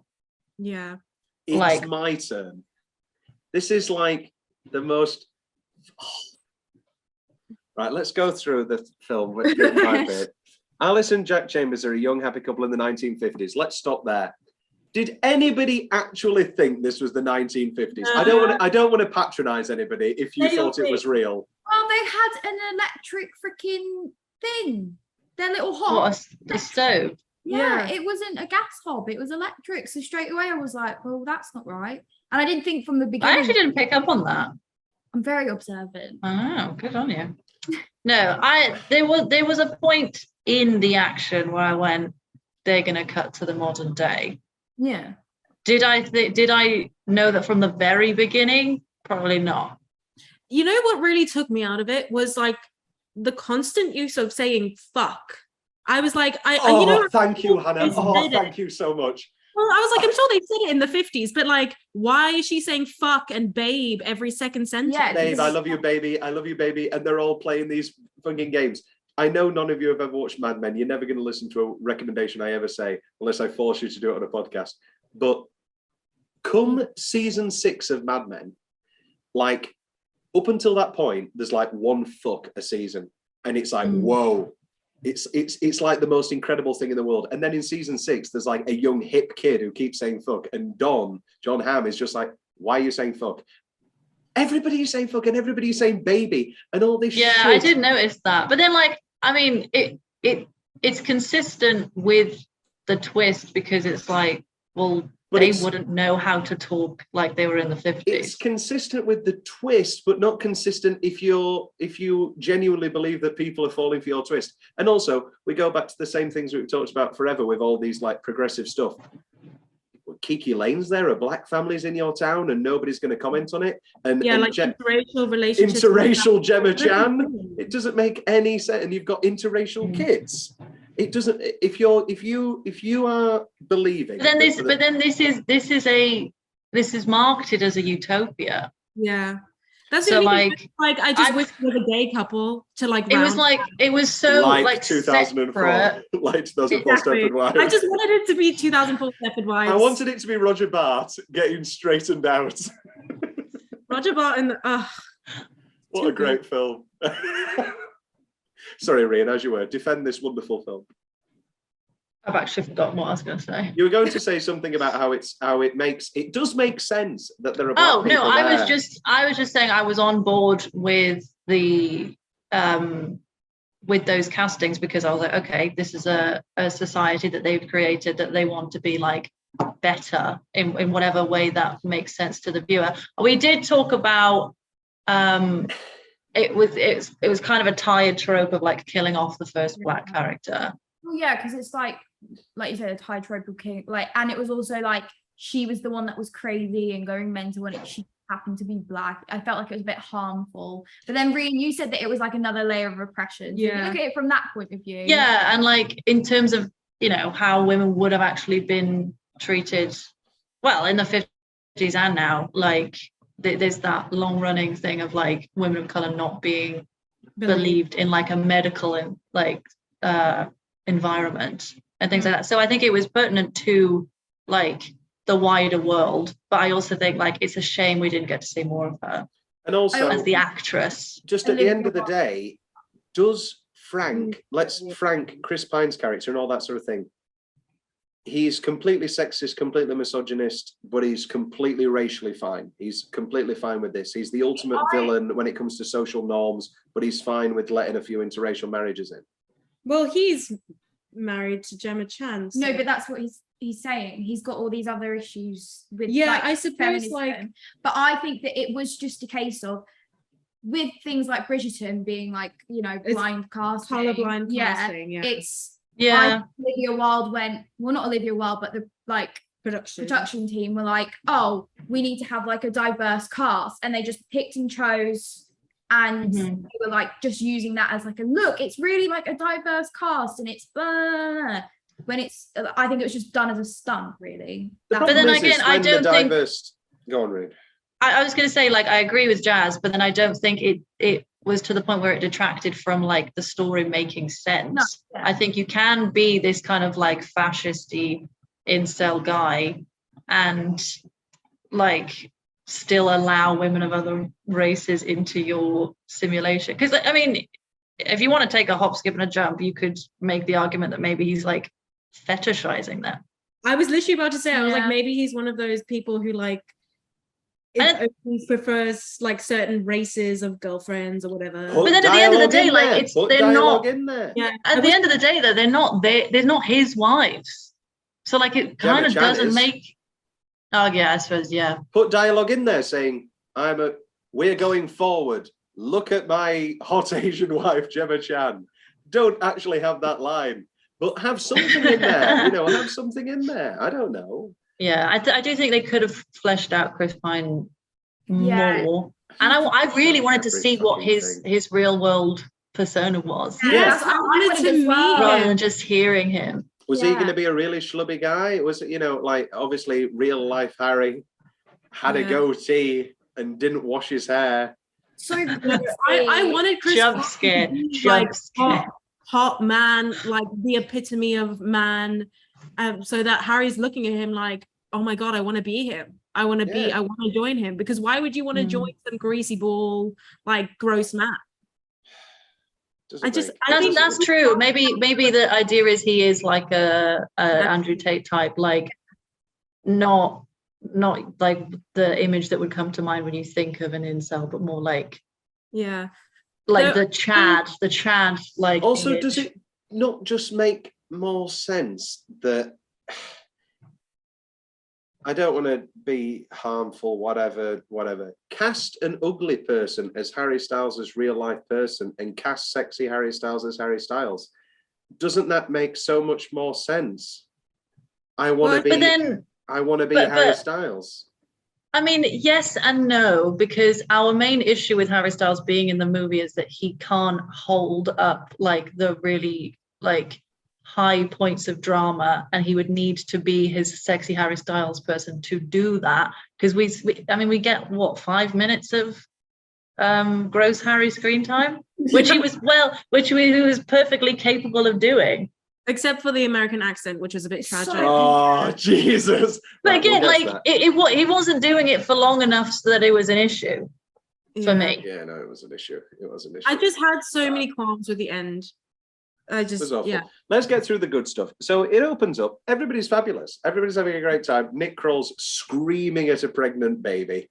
But we're all Trickle's good for you. Drink you, baby. Hey. It's wonderful and it's fabulous. And I could watch a whole, We loved it. They're all in a call it cul-de-sac. And after these three couples, I'd watch it. It'd be great. It'd be wonderful. And the first 20 minutes, and it's very fast cut, and there's every single 50s, 60s song you've ever heard. And it's all wonderful. And it's Ugum Bugum song. All of these songs that you've already heard. And again, you can't comment on it because because all they're going to say is it's intentional. We picked the songs that you've all heard a million times because that's the idea of the 60s that people have. It's not the real 60s. It's the 60s that we hear through pop music. Dreamy 60s. Yeah. Oh. Anyway, what's wrong with that? It's bullshit. They don't want that. They want to just use "End of the World" again, even though it's been used 10 times in every past in film. Right? They do a party. So let's talk about the sex then. Let's talk about this. It's absolutely ridiculous. I don't want to be TMI. But it was the knocking the plates off. It's absolutely obscene. Have any of you seen They Came Together with Paul Rudd and Amy Poehler? No. Anyway, so it's a parody of rom-coms, and they have a whole scene where they have sex, and they're just knocking everything. This was the equivalent. She toiled over that pixelated roast. Incredible dinner, and she throws it aside. I don't honestly. Maybe I'm boring. I mean, it is all ones and zeros at the end of the day. Maybe no I'm real vanilla. Meat was spoiled. Maybe I'm boring, but even at the highest point of excitement, you don't throw everything to the side. It just there was a couch right there. That was my problem. It was ridiculous. Sure, it's hot. Sure, it's heightened performance. It's drama. But let's get to the real. It's not a naturalistic piece at any point. This is the thing. Sure, if they're a nice guy, they get pleasure out of it as well. It's wonderful. It should be reciprocating anyway. Blah blah blah. We don't need to go into that. Why is it all about her pleasure when it's his fantasy? That doesn't make any sense. It should be blowjobs. It should be him just getting his rocks off. It doesn't make his all-time fantasy is to go down on this woman. Going down's great. It's wonderful. It's great. Blah blah blah. We don't need to do this conversation. But it shouldn't be that. It shouldn't be. It doesn't make any sense. It doesn't make a lot of sense to me. Like that I think is a solid point. And then when he has sex with Chris Pine, it's not real sex. Well, it is real sex, whatever, blah, blah, blah, blah, blah. He's just having it, he's touching her off. It's about her. Another thing that I have to say, Jazz and I were talking about it was poorly choreographed. Like there was so many moments where you could just tell it wasn't real. Yeah, you should have been able to see her vagina. It wasn't there. Obviously, they're not going to put her. It wasn't there. No, but I was like, why could you not have reshot that so that it wasn't so obvious? Like the dress was literally like over her vag. He was just like smelling her dress, really. Yeah, watermelon dress. Actually, few fun facts about this film. The simulation was so that the women didn't have vaginas because none of them have ever seen a vagina. And so they couldn't program one in. That is bullshit. Don't believe Twitter. Also, let's talk about this. You realise that was a joke? Oh, I hope so. I don't know. I don't know anymore, Rian. I'll be honest with you. You've gone down the wormhole. Can we talk about how the fact that Florence Pugh is just her wonderful, normal self, sexy self, lovely self, and she's a doctor, and this weird, greasy guy's got her? Yeah, and we were but then isn't that is life imitating art, Tom? I hate to break it to you. 10 women that are 10s will constantly go for men that are like 6s. So what? My aim in life is to get less good. Yeah. Maybe that's arrogant. I'm great. No, so I'm at 11. I'm gonna lose 5 points. Is that real though? Yes. I know. Yes, I know. is. Yeah, I know it's real. I cry to myself every night.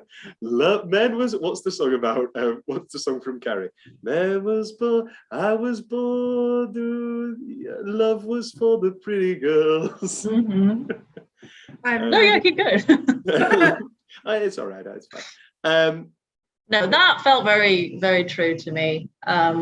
And like just in the sense of, like, again, I'm taking it back to like, he might not have envisioned this 50s utopia himself, but he definitely envisioned a world where she was subservient to him and she was like treating him like the alpha, the breadwinner. Yeah. And that kind of like weaponized incompetence was very like pertinent to today in a way that like it made it interesting to me. Yeah, I guess. Yeah. So they go to Chris Pine's house and we meet Gemma Chan, who's great. I retroactively hate Gemma Chan because of the awful way they shaft her character, but she's good in it. She's fine. She's good. We already met her. We met her at the dance class. That was before that. Oh my God! Rip off Suspiria. Oh Jesus Christ! I don't want to. I sound like. It was also a rip off of the 2004 Stepford Wives, where they had the lift. This is the thing, Reed. You don't understand this, and Jazz doesn't understand this either. There is a full 2004 comedy version of Don't Worry, Darling. It's almost like somebody retroactively made a parody version. Made a spoof. It's ridiculous. Yeah, lift, turn, churn. Watch it, please watch it. Everybody watched 2004. Everybody watched every version of Stepford Wives and read the book. Don't watch this. Yeah, we go to the dance class, which I guess was shot fine and was spooky and was eerie, and women have to be perfectly sexy and perfectly trimmed to be dancers, and they all have to be in line. Do I have to quote? It was like we must be in sync and perfect. It must be symmetry. It's just like the same shit we've heard 20 times across 20 different sci-fi things and 15 different Twilight Zone episodes and all this shit. I'm sorry. I just can't have any emotion. I just can't have any feeling. I mean, that's a deeper problem. But Right, let's skip forward to the party where Nick Kroll is being a dick. Oh, what? That was fun. Yeah, do you know? So the new couple are there. They're getting when he's passed being around. a dick to the new couple. You shouldn't be nice to Frank. You should be in his honor. But also, that doesn't make any sense because this guy is clearly in his honor because he's clearly listened to 100 different podcast episodes and is so enamored with Frank that he has gone to the extent of kidnapping a woman and trapping her and putting himself in criminal legislature and working all day. Doesn't make sense. Bad movie.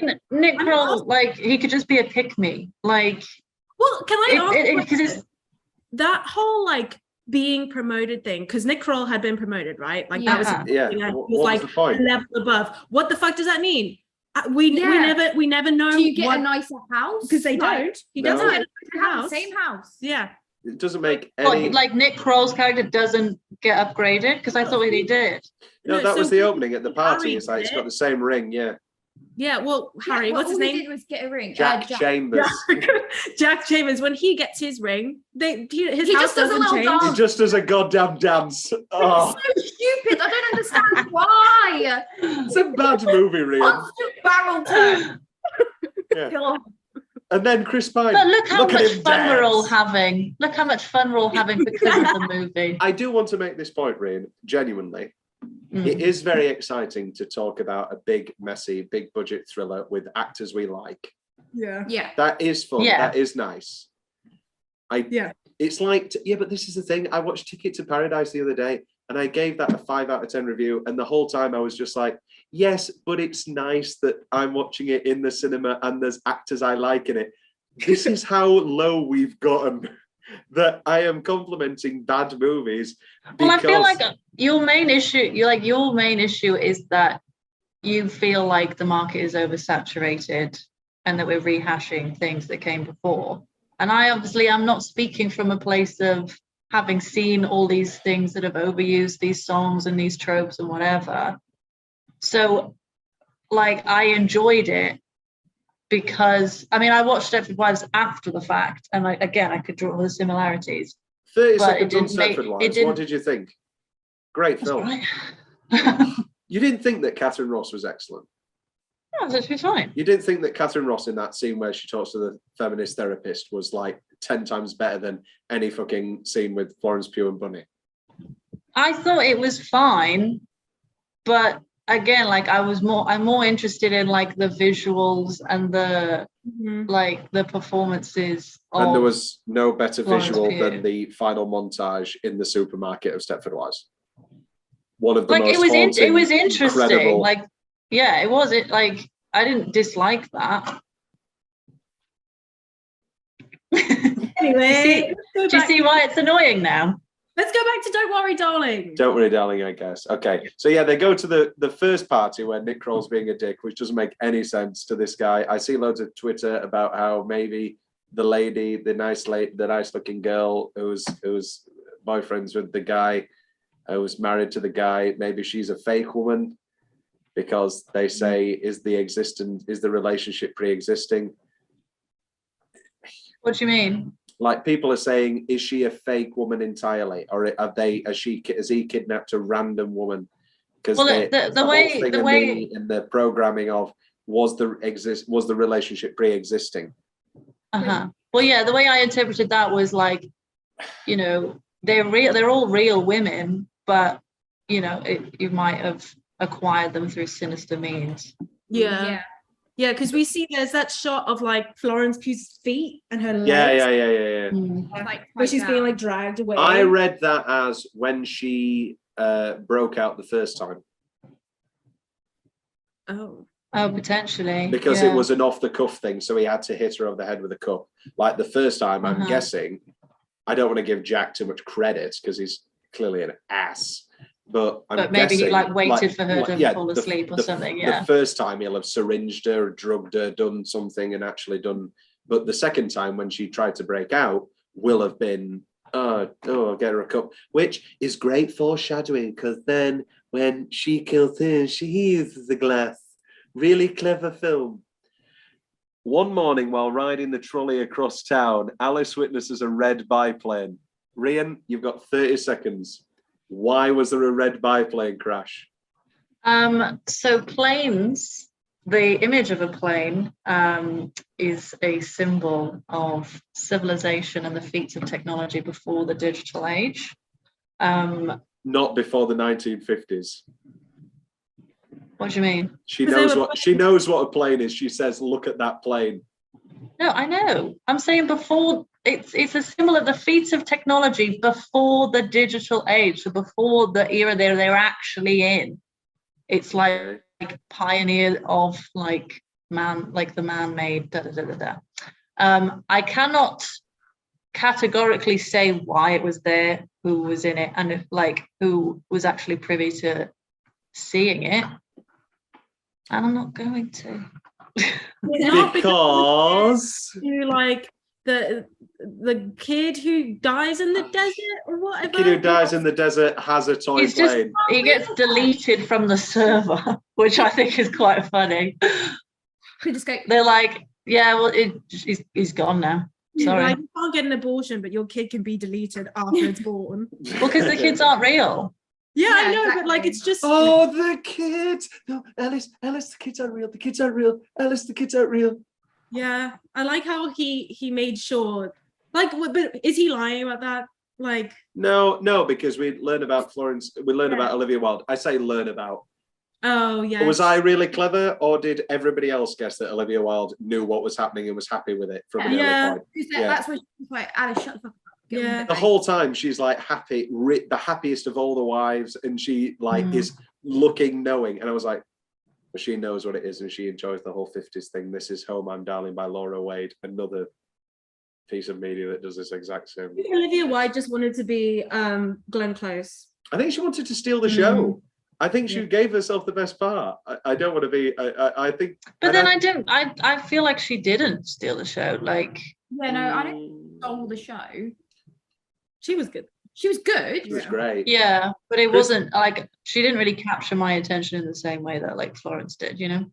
Florence did, but again, I go back to the point of I think Florence was bad at points, and not because she's bad. She's one of our great actresses. I can't wait to see every single thing she does.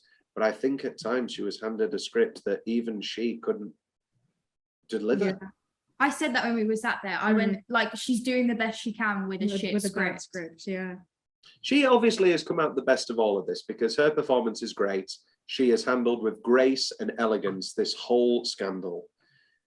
And there's no bad scandals about her. She has come out the best. Everybody, this was a big movie for her. This is her first big Hollywood movie. This is her first leading role. You know, she's on the poster, blah, blah, blah. Lots of Hollywood insiders know her from Little Women and all that sort of thing. And the average public knows her from, I don't know, Fighting with the Family with John Cena on the rock. I like that movie. But this is a big movie for her. And I think she has come out with grace and elegance and is sublime in it. Oh, no, I take that back. She's very good in it. But at the end of the day, I just don't know what to say. I don't think anyone came out of this looking like this is their best acting work ever. No, even Chris Pine, I said this in my review, he's great, and he's really, really great, and he's wonderful, and he's dark, and he's charismatic, and he's sexy, and he's thrilling, and he's terrifying. But as written, it's an incredibly one-note character. Is he great at doing that one note? Yes. Is the character at the end of the day pretty dull, and are there no dynamics to it? How great would that kitchen scene have been if that was actually a chance for Florence Pugh to put him on the back foot? And he has in what way? Like how would you suggest they go about that? I would have Florence Pugh know more at that point, or at least inquisite more, and then say and interrogate him in the kitchen. Have him come in on the back foot, and you go, oh, this is the first time they've accepted the reality. This is wonderful.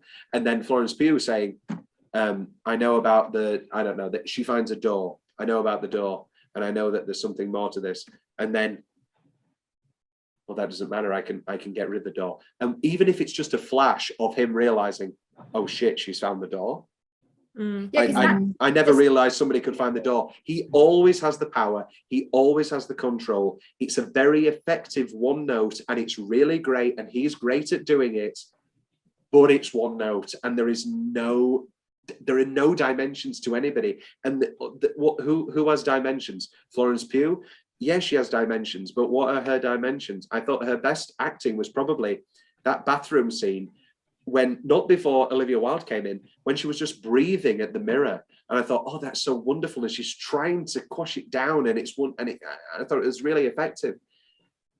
But what is her character above? Either she's really enjoying it, or she's manically mad and going crackers. Yeah, I don't really have. I just wish that it had done more. I wish that kitchen scene had been more of like a feminist take. I wish she'd like brought modern day ideas into she it. just ended up at the dinner table looking silly and she made a fool. That dinner scene was so good to start with, and it was so great, and she was like, Boston, and it was so great, and it's because it was just Chris Pine and Florence Pugh. I don't want to throw everybody else under the bus, but it was just them two as the leads, and they were both phenomenal, and they were going head to head. But the script betrays her. And the film, the scene betrays her. It makes her look dumb. And I know that we've still got half an hour left, and so she can't understand everything. But why not? Truman understands everything from the half-hour mark. But the whole point is that he can't get over the hill. Yeah. Why then not? I think like if she knew, because I think the actual reveal, the realization is so like earth-shattering that like she wouldn't have been able to compose herself, and we wouldn't have had that like biting kind of back and forth otherwise. Like, so I kind of liked that she didn't have the full story, but she was like ready to kind of stand up to him and be like, I know that something's going on. Again, we're coming from this from an audience point of view of, it's a bit like, you know what it's like? Spider-Man No Way Home. And it, because Don't attack that Don't film. I'm not going to attack. But only idiots thought that they weren't in it, that Tobey Maguire and Andrew Garfield weren't in it. Yeah.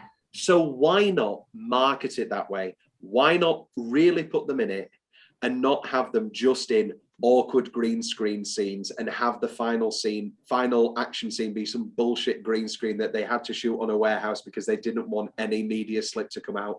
Why not have Andrew and Toby, arguably definitely the best part of that movie, be in the whole thing? And why not just let people know that they're in it so that you can make a better movie?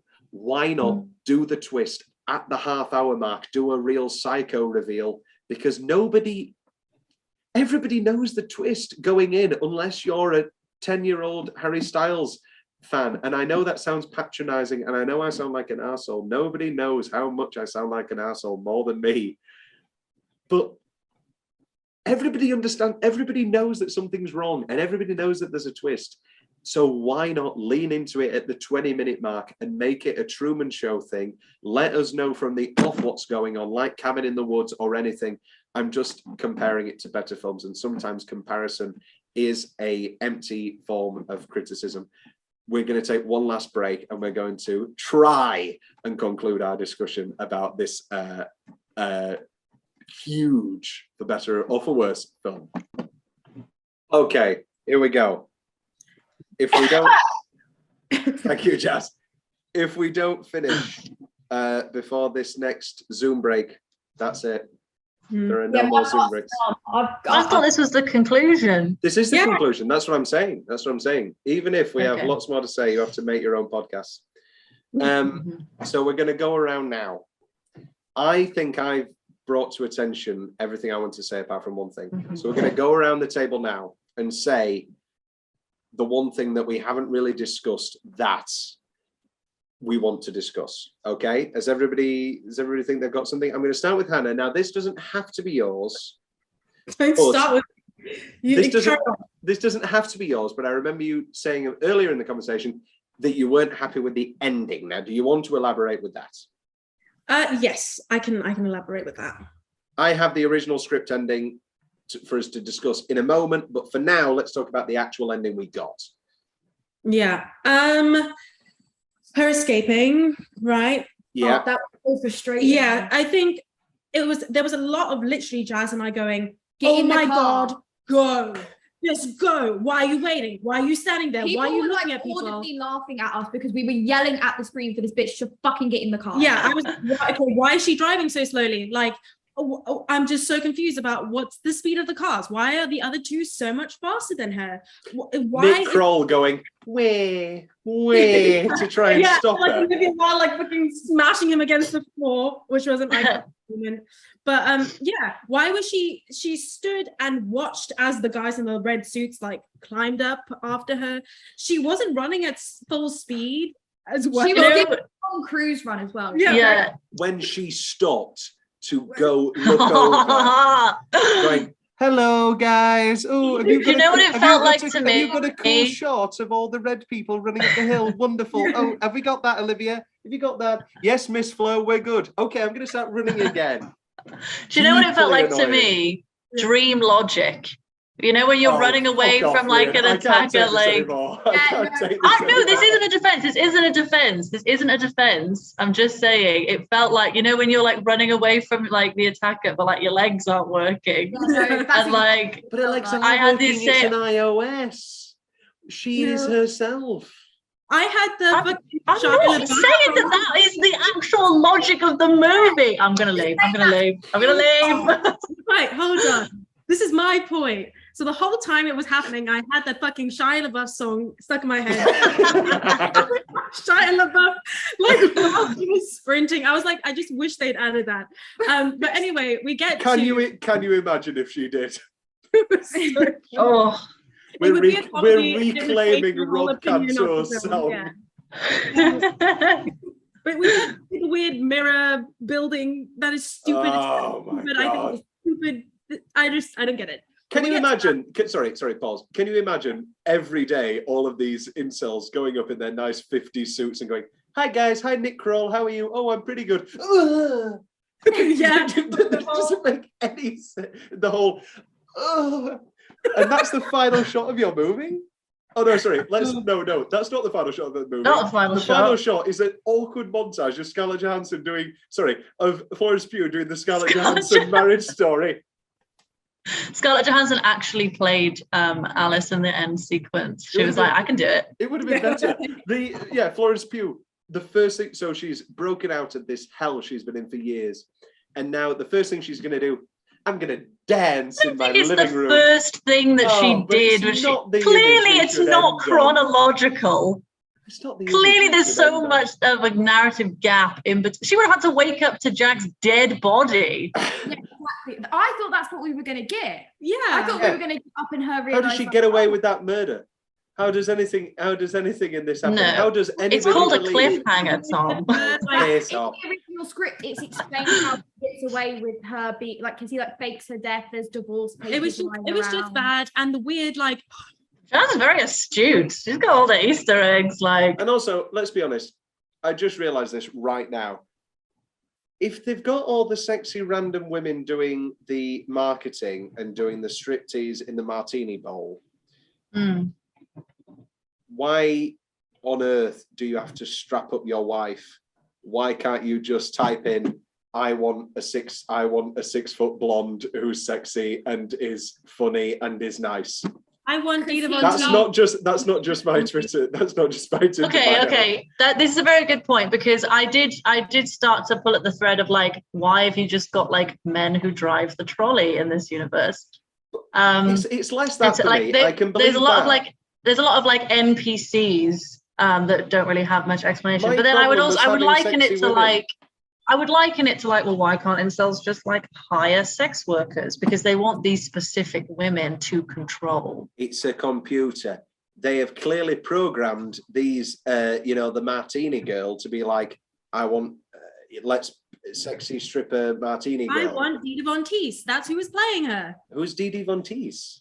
Dita Von Teese. Who was playing her? Well, she was just said that. She was marvelous. She was great. I thought it was a great burlesque. Burlesque.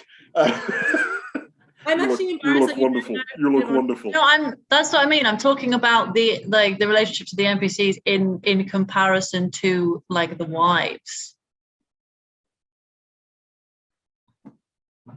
I I'm not going to repeat myself. I'm not going to repeat myself. No, it's all right. Yeah, the NPCs compared to the wives and how the NPCs didn't seemingly have any personality. They were just sexy and robotic. Mm-hmm. But then they weren't. But surely they can just input a personality. Like, yeah, potentially. But then again, I would liken it to like the real world. Like if you've got these men who, I mean, again, we don't really see the means like with which the other women are like captured, but presumably like they're not just picking anyone up. Like they've got their sights set on these specific women in their lives. Like they might be incels, but they're not devoid of like in like actual intellectual like desires. Do you know what I mean? Like I think like defining them as incels is not correct, because that's not what an incel is. Like an incel is an involuntary celibate. These men, I am using the word very broadly. I do apologize for that. He's got incredible Florence Pugh as his wife, and she's just come off a 30-hour shift and doesn't want to have sex that night. Yeah, I think that they're. Are we to believe they've never had sex or whatever? They've No, been but it's in life. It's the sorry, same go on. with wives. It's like they're men who feel like their Hard wife, done by. woman, is not doing what they want. So they put them in a situation where they have to do what they want. Like, And they use that situation to go down on them. It's a bad movie, like just down to. And I know what you're going to say, Reen, and I understand the whole artistic thing of saying if you talk about it for too long, it all falls apart. But I keep going back to my just initial watching it, and I was bored. The middle hour, I was bored, because for as much as those hallucinations were good and visually interesting, all I wanted was to find out what was happening. And the fact that you, like, I talk about, I mean, obviously I've shown you guys Twilight Zone episodes. The full season of Twilight Zone is an hour long. And some of those Twilight Zone episodes don't manage to stretch their twist to the 25 minutes. Can you imagine some of those Twilight Zone episodes at an hour? Can you imagine some of those Twilight Zone episodes at 2 hours and 3 minutes? It's like Black Mirror going from 47 to these episodes that are like an hour and a half, like the one with Miley Cyrus. And they don't manage to have enough plot to stretch it out. An interesting version of this movie for me would be she realizes at the 20-minute mark and we get more insight. I find out what's happening with Gemma Chan. Is Gemma Chan voluntarily being logged in like Olivia Wilde as Bunny? Is that what's happening? Why is it her turn? yeah, I agree. Rose's turn. She starts singing. Oh, don't go. I think it was a tired Kurt's ending turn, that Kurt's wasn't turn. planned. It was I think the original ending that won awards was. Let's read this. So it comes from, again, I don't want to be cynical, but so this is a. Don't you? I know, tell me about it. So this is a script that was passed around. It won loads of stuff. It was on the 2019 Blacklist, which is basically the hot scripts. And it's from Kerry and Shane Van Dyke, the grandsons of Dick Van Dyke, yeah. And again, I don't want to be cynical, but it kind of feels to me that the only way you're going to get this script made is if you get Katie Silverman to do some revisions. And I'm sorry, I don't believe the whole thing that she's revised the whole script. Maybe I should read every version and every draft, but it feels to me very cynically, this movie's going to get made if it's a feminist and it's a post-Me Too movie, rather than Dick Van Dyke's grandsons. What's the difference with the original script? I'm not aware of this. So she nabbed the script. This is from Insider. Hired Katie Silverman to do a rewrite. Within that time, something major happened. Silverman, likely we assume with notes from Wilde, completely overhauled the ending of the movie. So here we are. So yes, right. So in the script's ending, the big reveal that Alice, who is named Evelyn in the script, is hooked up to the machinery, blah, blah, blah. So basically, the first reveal is that she wakes up in 2050, she's on an IV, and it's a bit more cliche, dare I say. It's a bit more, not cringy, but it's a bit more misery. They've got the memory book. She finds the divorce papers. She finds the articles that he's kept about her disappearance. They found the articles she's kept. I've just had a friend message me saying, just watch Don't Worry, Darling. Little do they know how deep in the weeds I am right now. They find the whole, she finds everything, and she finds everything slowly but surely. A bit like in the excellent soon-to-be Blacklist screenplay, Mr. Douglas, where the character of Griffin Barber does a Google search.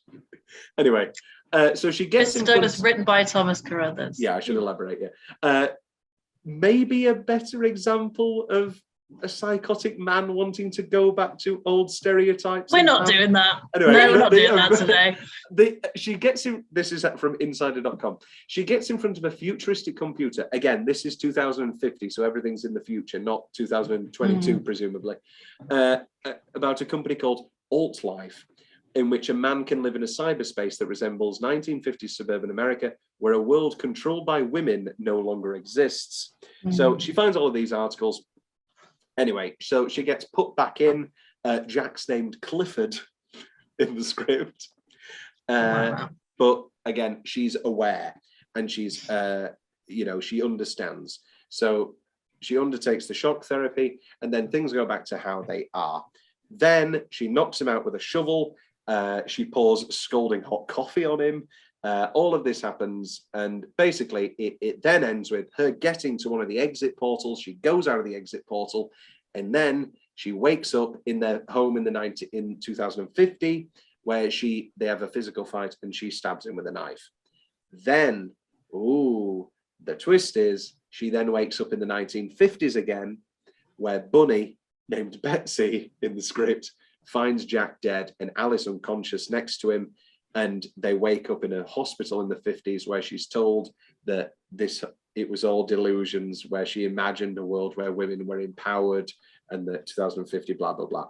Then they try and have their cake and eat it too, and have another cliffhanger where then Betsy goes, "There's a door over there, you weren't dreaming." And then she goes to the door. So this makes it seem like I'm crazy for wanting this ending. I don't want exactly that ending. I just want the ending to have more substance. Yeah. I want there to be a reason behind everything. But there's no reason behind this script. Why was it made? I don't know. It was stupid. The ending was bad. The ending was bad because it ends with her going, and then it's done. First of all, can I just say they never say "Don't worry, darling" in the whole film. So annoying. And there were multiple instances where they could have, including after the stab. That would have been a much better tagline than "It's my turn," and I think we would have applauded in that picture has. I think that script ending seems very convoluted, and I feel like it wouldn't have. Yeah, but I'm reading it satisfied like a you, Hannah, in the way of like. Yeah. What do you mean? Because I'm reading it. We're not watching it, and it's been made. Yeah, but still, I think that if I'd have seen that all fleshed out, where it's like, oh, she's back. Oh, but this is the reality. That would have like exhausted me. So like, I get what Hannah's saying, like fleshing out the ending more and having more justification for the things that happened. But I think, like, because we already had the repeat of her going back into the dreamscape. Yes. I couldn't do that again. Like the sparsed out, we're going to put a little bit of information here, but not all the information, because we have to have the montage where she comes back. Yeah. Well, I think in the original script, though, that happened much earlier. So it wasn't like an hour and a half of like, ooh. It was like, I think I think the main issue is like pacing at the end. Like it didn't feel like the action was evenly distributed, because I get it, it's like it becomes a chase. Like as soon as he's dead, it's like, well, you got to get the fuck out of here. Like we don't have time to tell you what happens with the other characters. But but we do have time, because we're going to have a stand in the middle of the cul-de-sac and look at every single woman and go, you're strong. But she doesn't say that. Wait, but she doesn't. It's a slow-mo shot of like but it's long enough. No, it's not. It's not slow-mo, because then when it cuts. Are we thinking Violet, of two different sections? No, we're thinking of the ending with the lamps bursting. It might be slow-mo on Florence Pugh, but it's not slow-mo on every other woman going, I understand. And why were the... I don't remember that. And why were the lamps bursting? And it just because the light bulb's going off, isn't it? I've had an idea. I want to puke. I want to puke. Maybe I'm stupid for not realizing that, but now that I do realize that, I want to puke. They burst their bubble. Jazz, my original conceit was that, is there anything that we haven't talked about yet that you want to talk about? Oh, just that suddenly he doesn't have a job, but then suddenly he's working his ass off to make sure that they can stay in a simulation. Well, we just worked your ass off in the first place, then you can have a simulation. Yeah. And it's just so that fake that 2022, where it was like, ugh. Also, I mean, obviously he's a bad husband. I'm not going to do that, but like 30-hour shift, and immediately he's like, oh, I haven't eaten for 30 hours. What? And she's like, and this is the first time this has happened. And then he tries to have sex with her at the kitchen. I'm like, know your time. I mean, what the hell? Well, this is the thing. Like I know that there are guys. I know that I'm a nice man and that we're all nice people. and that this is all obviously disgusting behavior to us, but there are people out there who probably watch this and were like, yeah, come on, it's been 30 hours, give the guy a break. He's been Give him a can of tuna, for Christ's sake. Oh, Frank doesn't like tuna. I hate tuna. Anyway, it was just Stupid. it's just bad. It's just a stupid movie. It's just a stupid movie with attractive people that we like in. And let's be honest, if this was just your random Netflix original that got recommended in one of those Facebook posts that says 30 movies on Netflix that will blow your mind, and it's like that, God, it's like 30 of the worst movies you've ever seen with the most basic twists in the world, and this is in there, and it's not Harry Styles, and it's not Nick Kroll, and it's not Florence, and it's not directed by somebody we wanted to make a good second movie. Do we talk about this in any way other than I think that's a good question. You? Say again? Huh? I would have just like, it would be a situation where you watch it and you're like, well, that was crazy. Moving on. Yeah, you wouldn't think about it this much. No. Yeah, I think it's more kind of rooted in our collective like consciousness because it's these people and because of like all that we know surrounding it. It's like it's like, how do you make a film in an age where like everyone knows everything about everything, and like well, you make an original screenplay for a start. You don't. Well, that would help. You don't make a movie that's been made, so many times before. I guess the other question, my only other thing that I'd want to pitch is like, because I said at the beginning, like, I don't think the drama detracted from like my movie watching experience, but do you think that was the case for you all? I found the middle hour not, I don't want to say boring, but quite plodding, because again, as we've all discussed, it was so painfully obvious that it was some sci-fi thing and that they were all trapped there. Oh, I was talking more about like the scandal and like the rumors around the movie. Like, did that affect how you went in and saw it? I think I did an article, I can't remember if it's been out, I did it for a different affiliate, but it's the first fun scandal we've had in a long time. This isn't talking about West Side Story and saying, can we still like Ansel Elgort? And this isn't, talking about whether Kevin Spacey can be in movies again. This is a fun scandal. It's a very noughties era feel. It's sexy rich people who will be absolutely fine doing things that is fun. The Shia LaBeouf element of it became a whole lot less fun again. And we were like, oh, great. Okay, now it's less fun. I don't know. It didn't affect me in the movie. Didn't make the movie more interesting. It made it interesting seeing Olivia Wilde and Florence Pugh have chemistry, which I think they did. I was like, oh, good actresses. But one thing I kept thinking about was, I kept picturing Shia LaBeouf where Harry Styles was, and I was like, I don't think he would have been as effective. But then I also kept thinking every time Florence and Harry kissed, I was like, how awkward. No chemistry. Have been. I thought they were both really sexy, both really attractive, but together, no. They just kissed really strangely where both their mouths were always open. It was just odd to watch. It looked like they didn't want to kiss each other. Yeah. Which brings, I was going to hold off on this and do it as a joke, as like, we've not talked about something that is the most interesting part of the movie for me, but I want to talk about it now because I think it exemplifies it. And I think it actually goes back on what I said about how Harry needs to be in a rom-com. That carrot scene and him mashing full raw potatoes with the bottom of a decanter and going, they should be boiled, I must boil the potatoes. And then, I thought it was so funny. I got him comparing. And then him going, ooh, eat this carrot. Don't worry. Like smacks her in the face. Yeah, but that's because it's Harry. Like, if you're a Harry Styles fan, if you watch him in interviews, if you watch him in like, all these little things that he does, that is like what Harry's like. So I was sat there going, that's Harry, not that's Jack. But should you? That's not the feeling you should be having in his movie where he's like, I'm going to be a real actor now. Okay, it's not how Harry Styles talks. Let's He not. talks. No. Hello. Well, fly back to England. I can't do Harry Styles. No, I just think that I was picturing Shia LaBeouf in the place of him, which would have been a bad choice. I'm not gonna lie. For that character, I think I that was agree. the incorrect casting decision to be making in the first place. Yeah. I completely agree. Like, I can't imagine Shia LaBeouf being suave and likable at all. Yeah, because Harry's likable straight away. Yeah. No matter what, because he's Harry Styles. Yeah. Not Yeah. because he's a good actor. Yeah. So maybe let's throw it up to who would we have had as Jack? Is this a better? Right, here we go. Twist.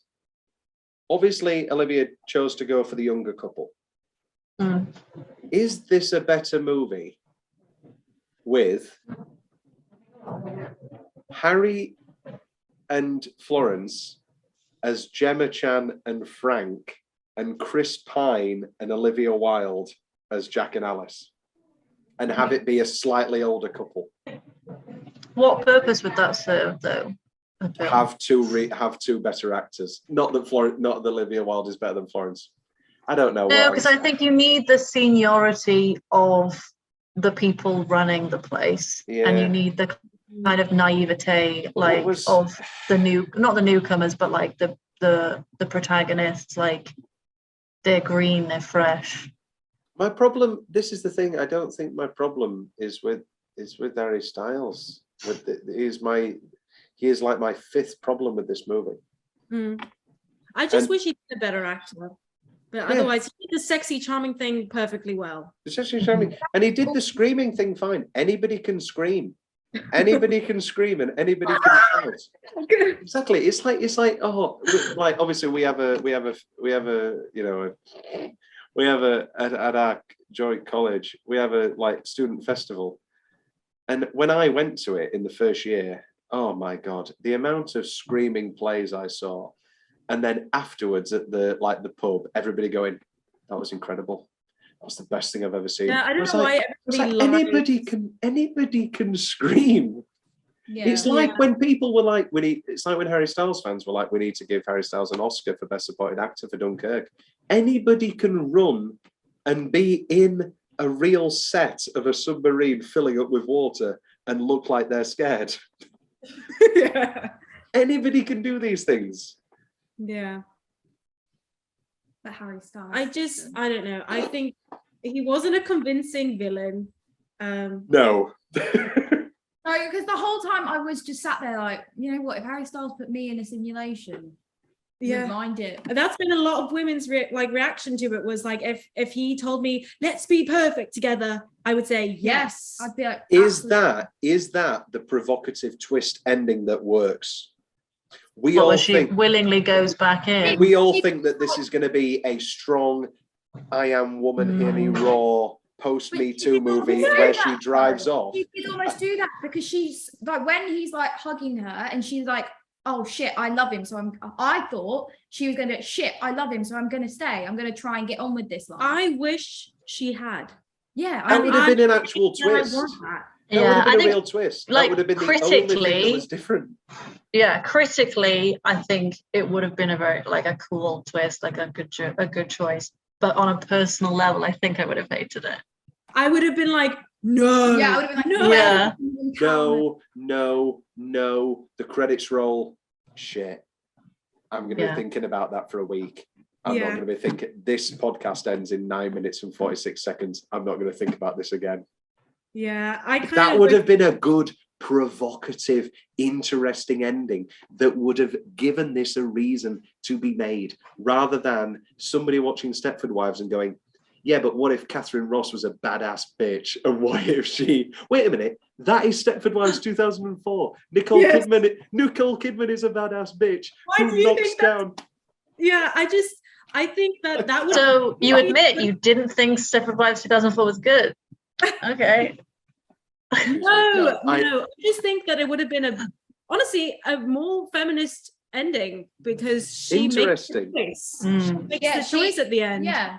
And her choice is to stay. I mean, that's a bit of a leap to Because be like, he's it's the more alive anymore. feminist She fucking ending. murdered him. Yeah, but she still has to go back to a world where she was complicit in like the enslavement of all the other women who don't know that they're there. And also, if he's dead, what is the reason for her to stay there? Well, because he's who she wants. There's good ass eggs and bacon. Well, why don't? Oh my god! The Why food don't did look good. I the will food say. look great and they all look sexy and the music? I love the music, but fine then. Why not? Why not make? Right. We've got 8 minutes. Rian, is there something that you wanted to say that you haven't already said? To damn yourself. I just think, like, however you feel about this movie, just don't worry, darling. It is a movie, and it does feel like a movie. It does feel like a movie. No one can take that away. We can make fun of him Yeah. easily, but let's end on this note. The film is bad. Good night, everybody. No, the film, right, let's end on this note. And we've already said it earlier. I loved this. And if I loved talking with, girls I love for 2 hours about a movie, that's exciting, that's fun, and that's something that we haven't had in a long time. And it's big budget and it's people we like. And it's the same with Ticket to Paradise. I just watched that. That is not a great movie, but George Clooney is incredibly charming, and Billy Lord's great, and Caitlin Dever's fun, and I'm lukewarm on Julia Roberts. But it's big stars in a crappy rom-com. And I went with my mum and my mum's friend Claire, and my friend Claire, our family friend Claire, and we had a great time laughing at it. Do I wish that these movies were also just good? Of course I do. But to have, I don't want to look a gift horse in the mouth, because all I talk about is how I want original thrillers and all that sort of thing, and big budget original studio comedies. And I've had 2 in the past week that were incredibly disappointing. Have I enjoyed the aftermath of them? I certainly have, and that's why we go to the movies. Couldn't have put it better myself. Will I ever watch Don't Worry Darling again? No. I'm 100%. I'm gonna watch it just because I want to understand the ending. You're not going to understand it. It's a bad movie. You're not going to understand it. No, I'm gonna go watch 2004 Stepford Wives. Oh, what a great movie. Should we do an emergency podcast? I love. Yes. Oh my God. Should I reunite the Stepford Four? And I will mysteriously disappear, and you'll see me on Instagram with an Aperol spritz.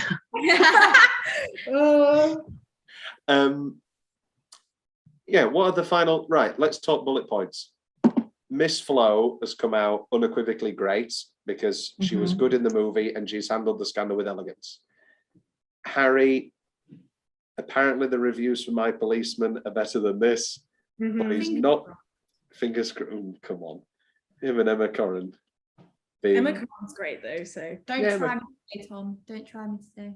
I've got a vibrator in my bag, and everybody should have a vibrator. And here's a book of Greek poetry. I'm Emma Corrin.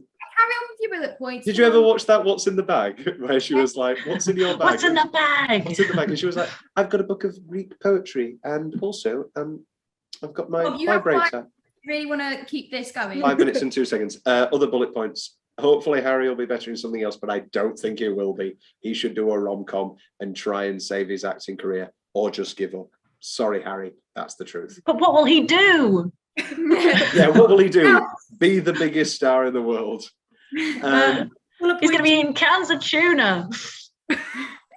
One of the should be, why did this get a standing ovation at Venice Film Festival? Because they love their friends. I just got like back from Venice, spitting on Chris Pine. Oh, Jesus Christ. What do we think about Olivia Wilde bullet point? The movie industry is sexist, so she's not going to get a movie for a long time. This happened to Elaine May. Like, male directors can make one bad movie and then they'll immediately get put in for the next one because the previous one was great. But like Elaine May makes one bad movie and that was it. She never made a movie again. So Well, like, it seemed like a lot of your issues were with the script and the story itself, Yeah, I didn't as mind the opposed to like the specific directorial choices. oh no, overall, Or am I was- wrong? Overall, I thought directorially, it was a lame vision filled with, oh, we're going to do the 42nd Street, a load of perfect women doing flips and kicks. And I was like, oh, Jesus Christ. I thought overall the vision was lame and uncohesive. And no matter... It felt like it was being artsy for the sake of being artsy. Like, You're goddamn right, Jazz. And if I saw that goddamn circle of 42nd Street rocket women again... and like weird, like... Yeah. Oh my god! Oh my god! Didi Von Teese. Did I say that right? Dita Von Teese. Dita Von Teese was one of the women I saw in my dream. Who gives a shit? What else? What's the other bullet point? Yeah. So I think we live in a sexist world. So I think it's going to be a while before Olivia Wilde makes another movie. Also, it's going to make me next time I rewatch Booksmart go, was Booksmart that great, or was it just pretty good? No, Booksmart was great. Booksmart was great. Booksmart was great. What other bullet points do we want to do? We've got 2 minutes 36 seconds. Chris Pine's great in everything, so he's fine. Yeah. Gemma Chan was deeply underserved. Would this have been? Kroll was great. Nick Kroll was great. Justice for Nick Kroll is my one contribution to this list. Dakota Johnson finishing The Lost Daughter instead of joining this debacle is a great choice. We love you, Dakota. Can we do... Okay, Don't Worry Darling was fine. Let's talk about Dakota Johnson. Get Dakota Johnson in a goddamn leading role sometime soon. We have underserved this woman. She is hilarious. 50 Shades of Grey. She was a leading role on that, and it was not good. She was in what? Persuasion. It's on Netflix. Yeah, no, that was bad. Yeah, but that was bad. No, but that was Anyway, bad. last couple of bullet points because we've got 2 minutes left. No, we're going to keep talking about Dakota Johnson. I love Dakota Johnson. I don't know what else is there to say. 5 years from now, the tweet comes up on your chain. Guys, I'm not talking to Rian. Guys, we were really hard on Don't Worry Darling. This is actually one of the best films of the 2010s. Do you retweet that tweet? Yes. I retweeted and say, did you watch The Woman King? Yeah, we watched Woman King the day before, and then we came and saw Don't Worry Darling. I'm in bloody England, and The Woman King comes out in like 7 days or something. I want to watch it. I'm excited. So good. Excellent. I'm excited. Yeah. I'm excited. It's going to be good. But it was written and directed by white women. No, written by white women. Gina Priest. Gina Priest is not a black. Is not a black woman. Is not a white woman. Yeah. No, yeah, she's mixed. Yeah. Okay. So questionable writing, but are we gonna? Yes, but are we going to? Are we right? Okay. I'm going to put a big shut on that. We're not doing 45 seconds on can white people do. We're going to stop this right now. Don't worry, darling. I love you, ladies. I love you. It was wonderful. This has been great fun. Unequivocally, this was more fun than the actual film. I wish we could all see the film together in like a private theatre. Yeah. Like just us four. So we could have chatted through it. That would have been, that would have been great. Like when I went to, this is going to cut me off. Like when I went to go watch Cats on Christmas Eve, but we expected it to be like not busy, and so we could make jokes throughout, but it was a full screening, and so we had to keep going, this is bad, whilst there was an elderly woman next to me crying throughout all songs. I think it's a good story that the guy next to me was on his phone for the whole film. And had a bag of chocolate. Men are terrible, and we need to stop nachos in cinema screens. That's it. Bye. Bye. Bye. Bye. Bye. Bye. Bye. Bye. Bye. Bye. Bye. Bye. Bye. Bye. Bye. Dabba dabba dabba da da ba ba ba ba ba ba ba ba ba ba ba ba ba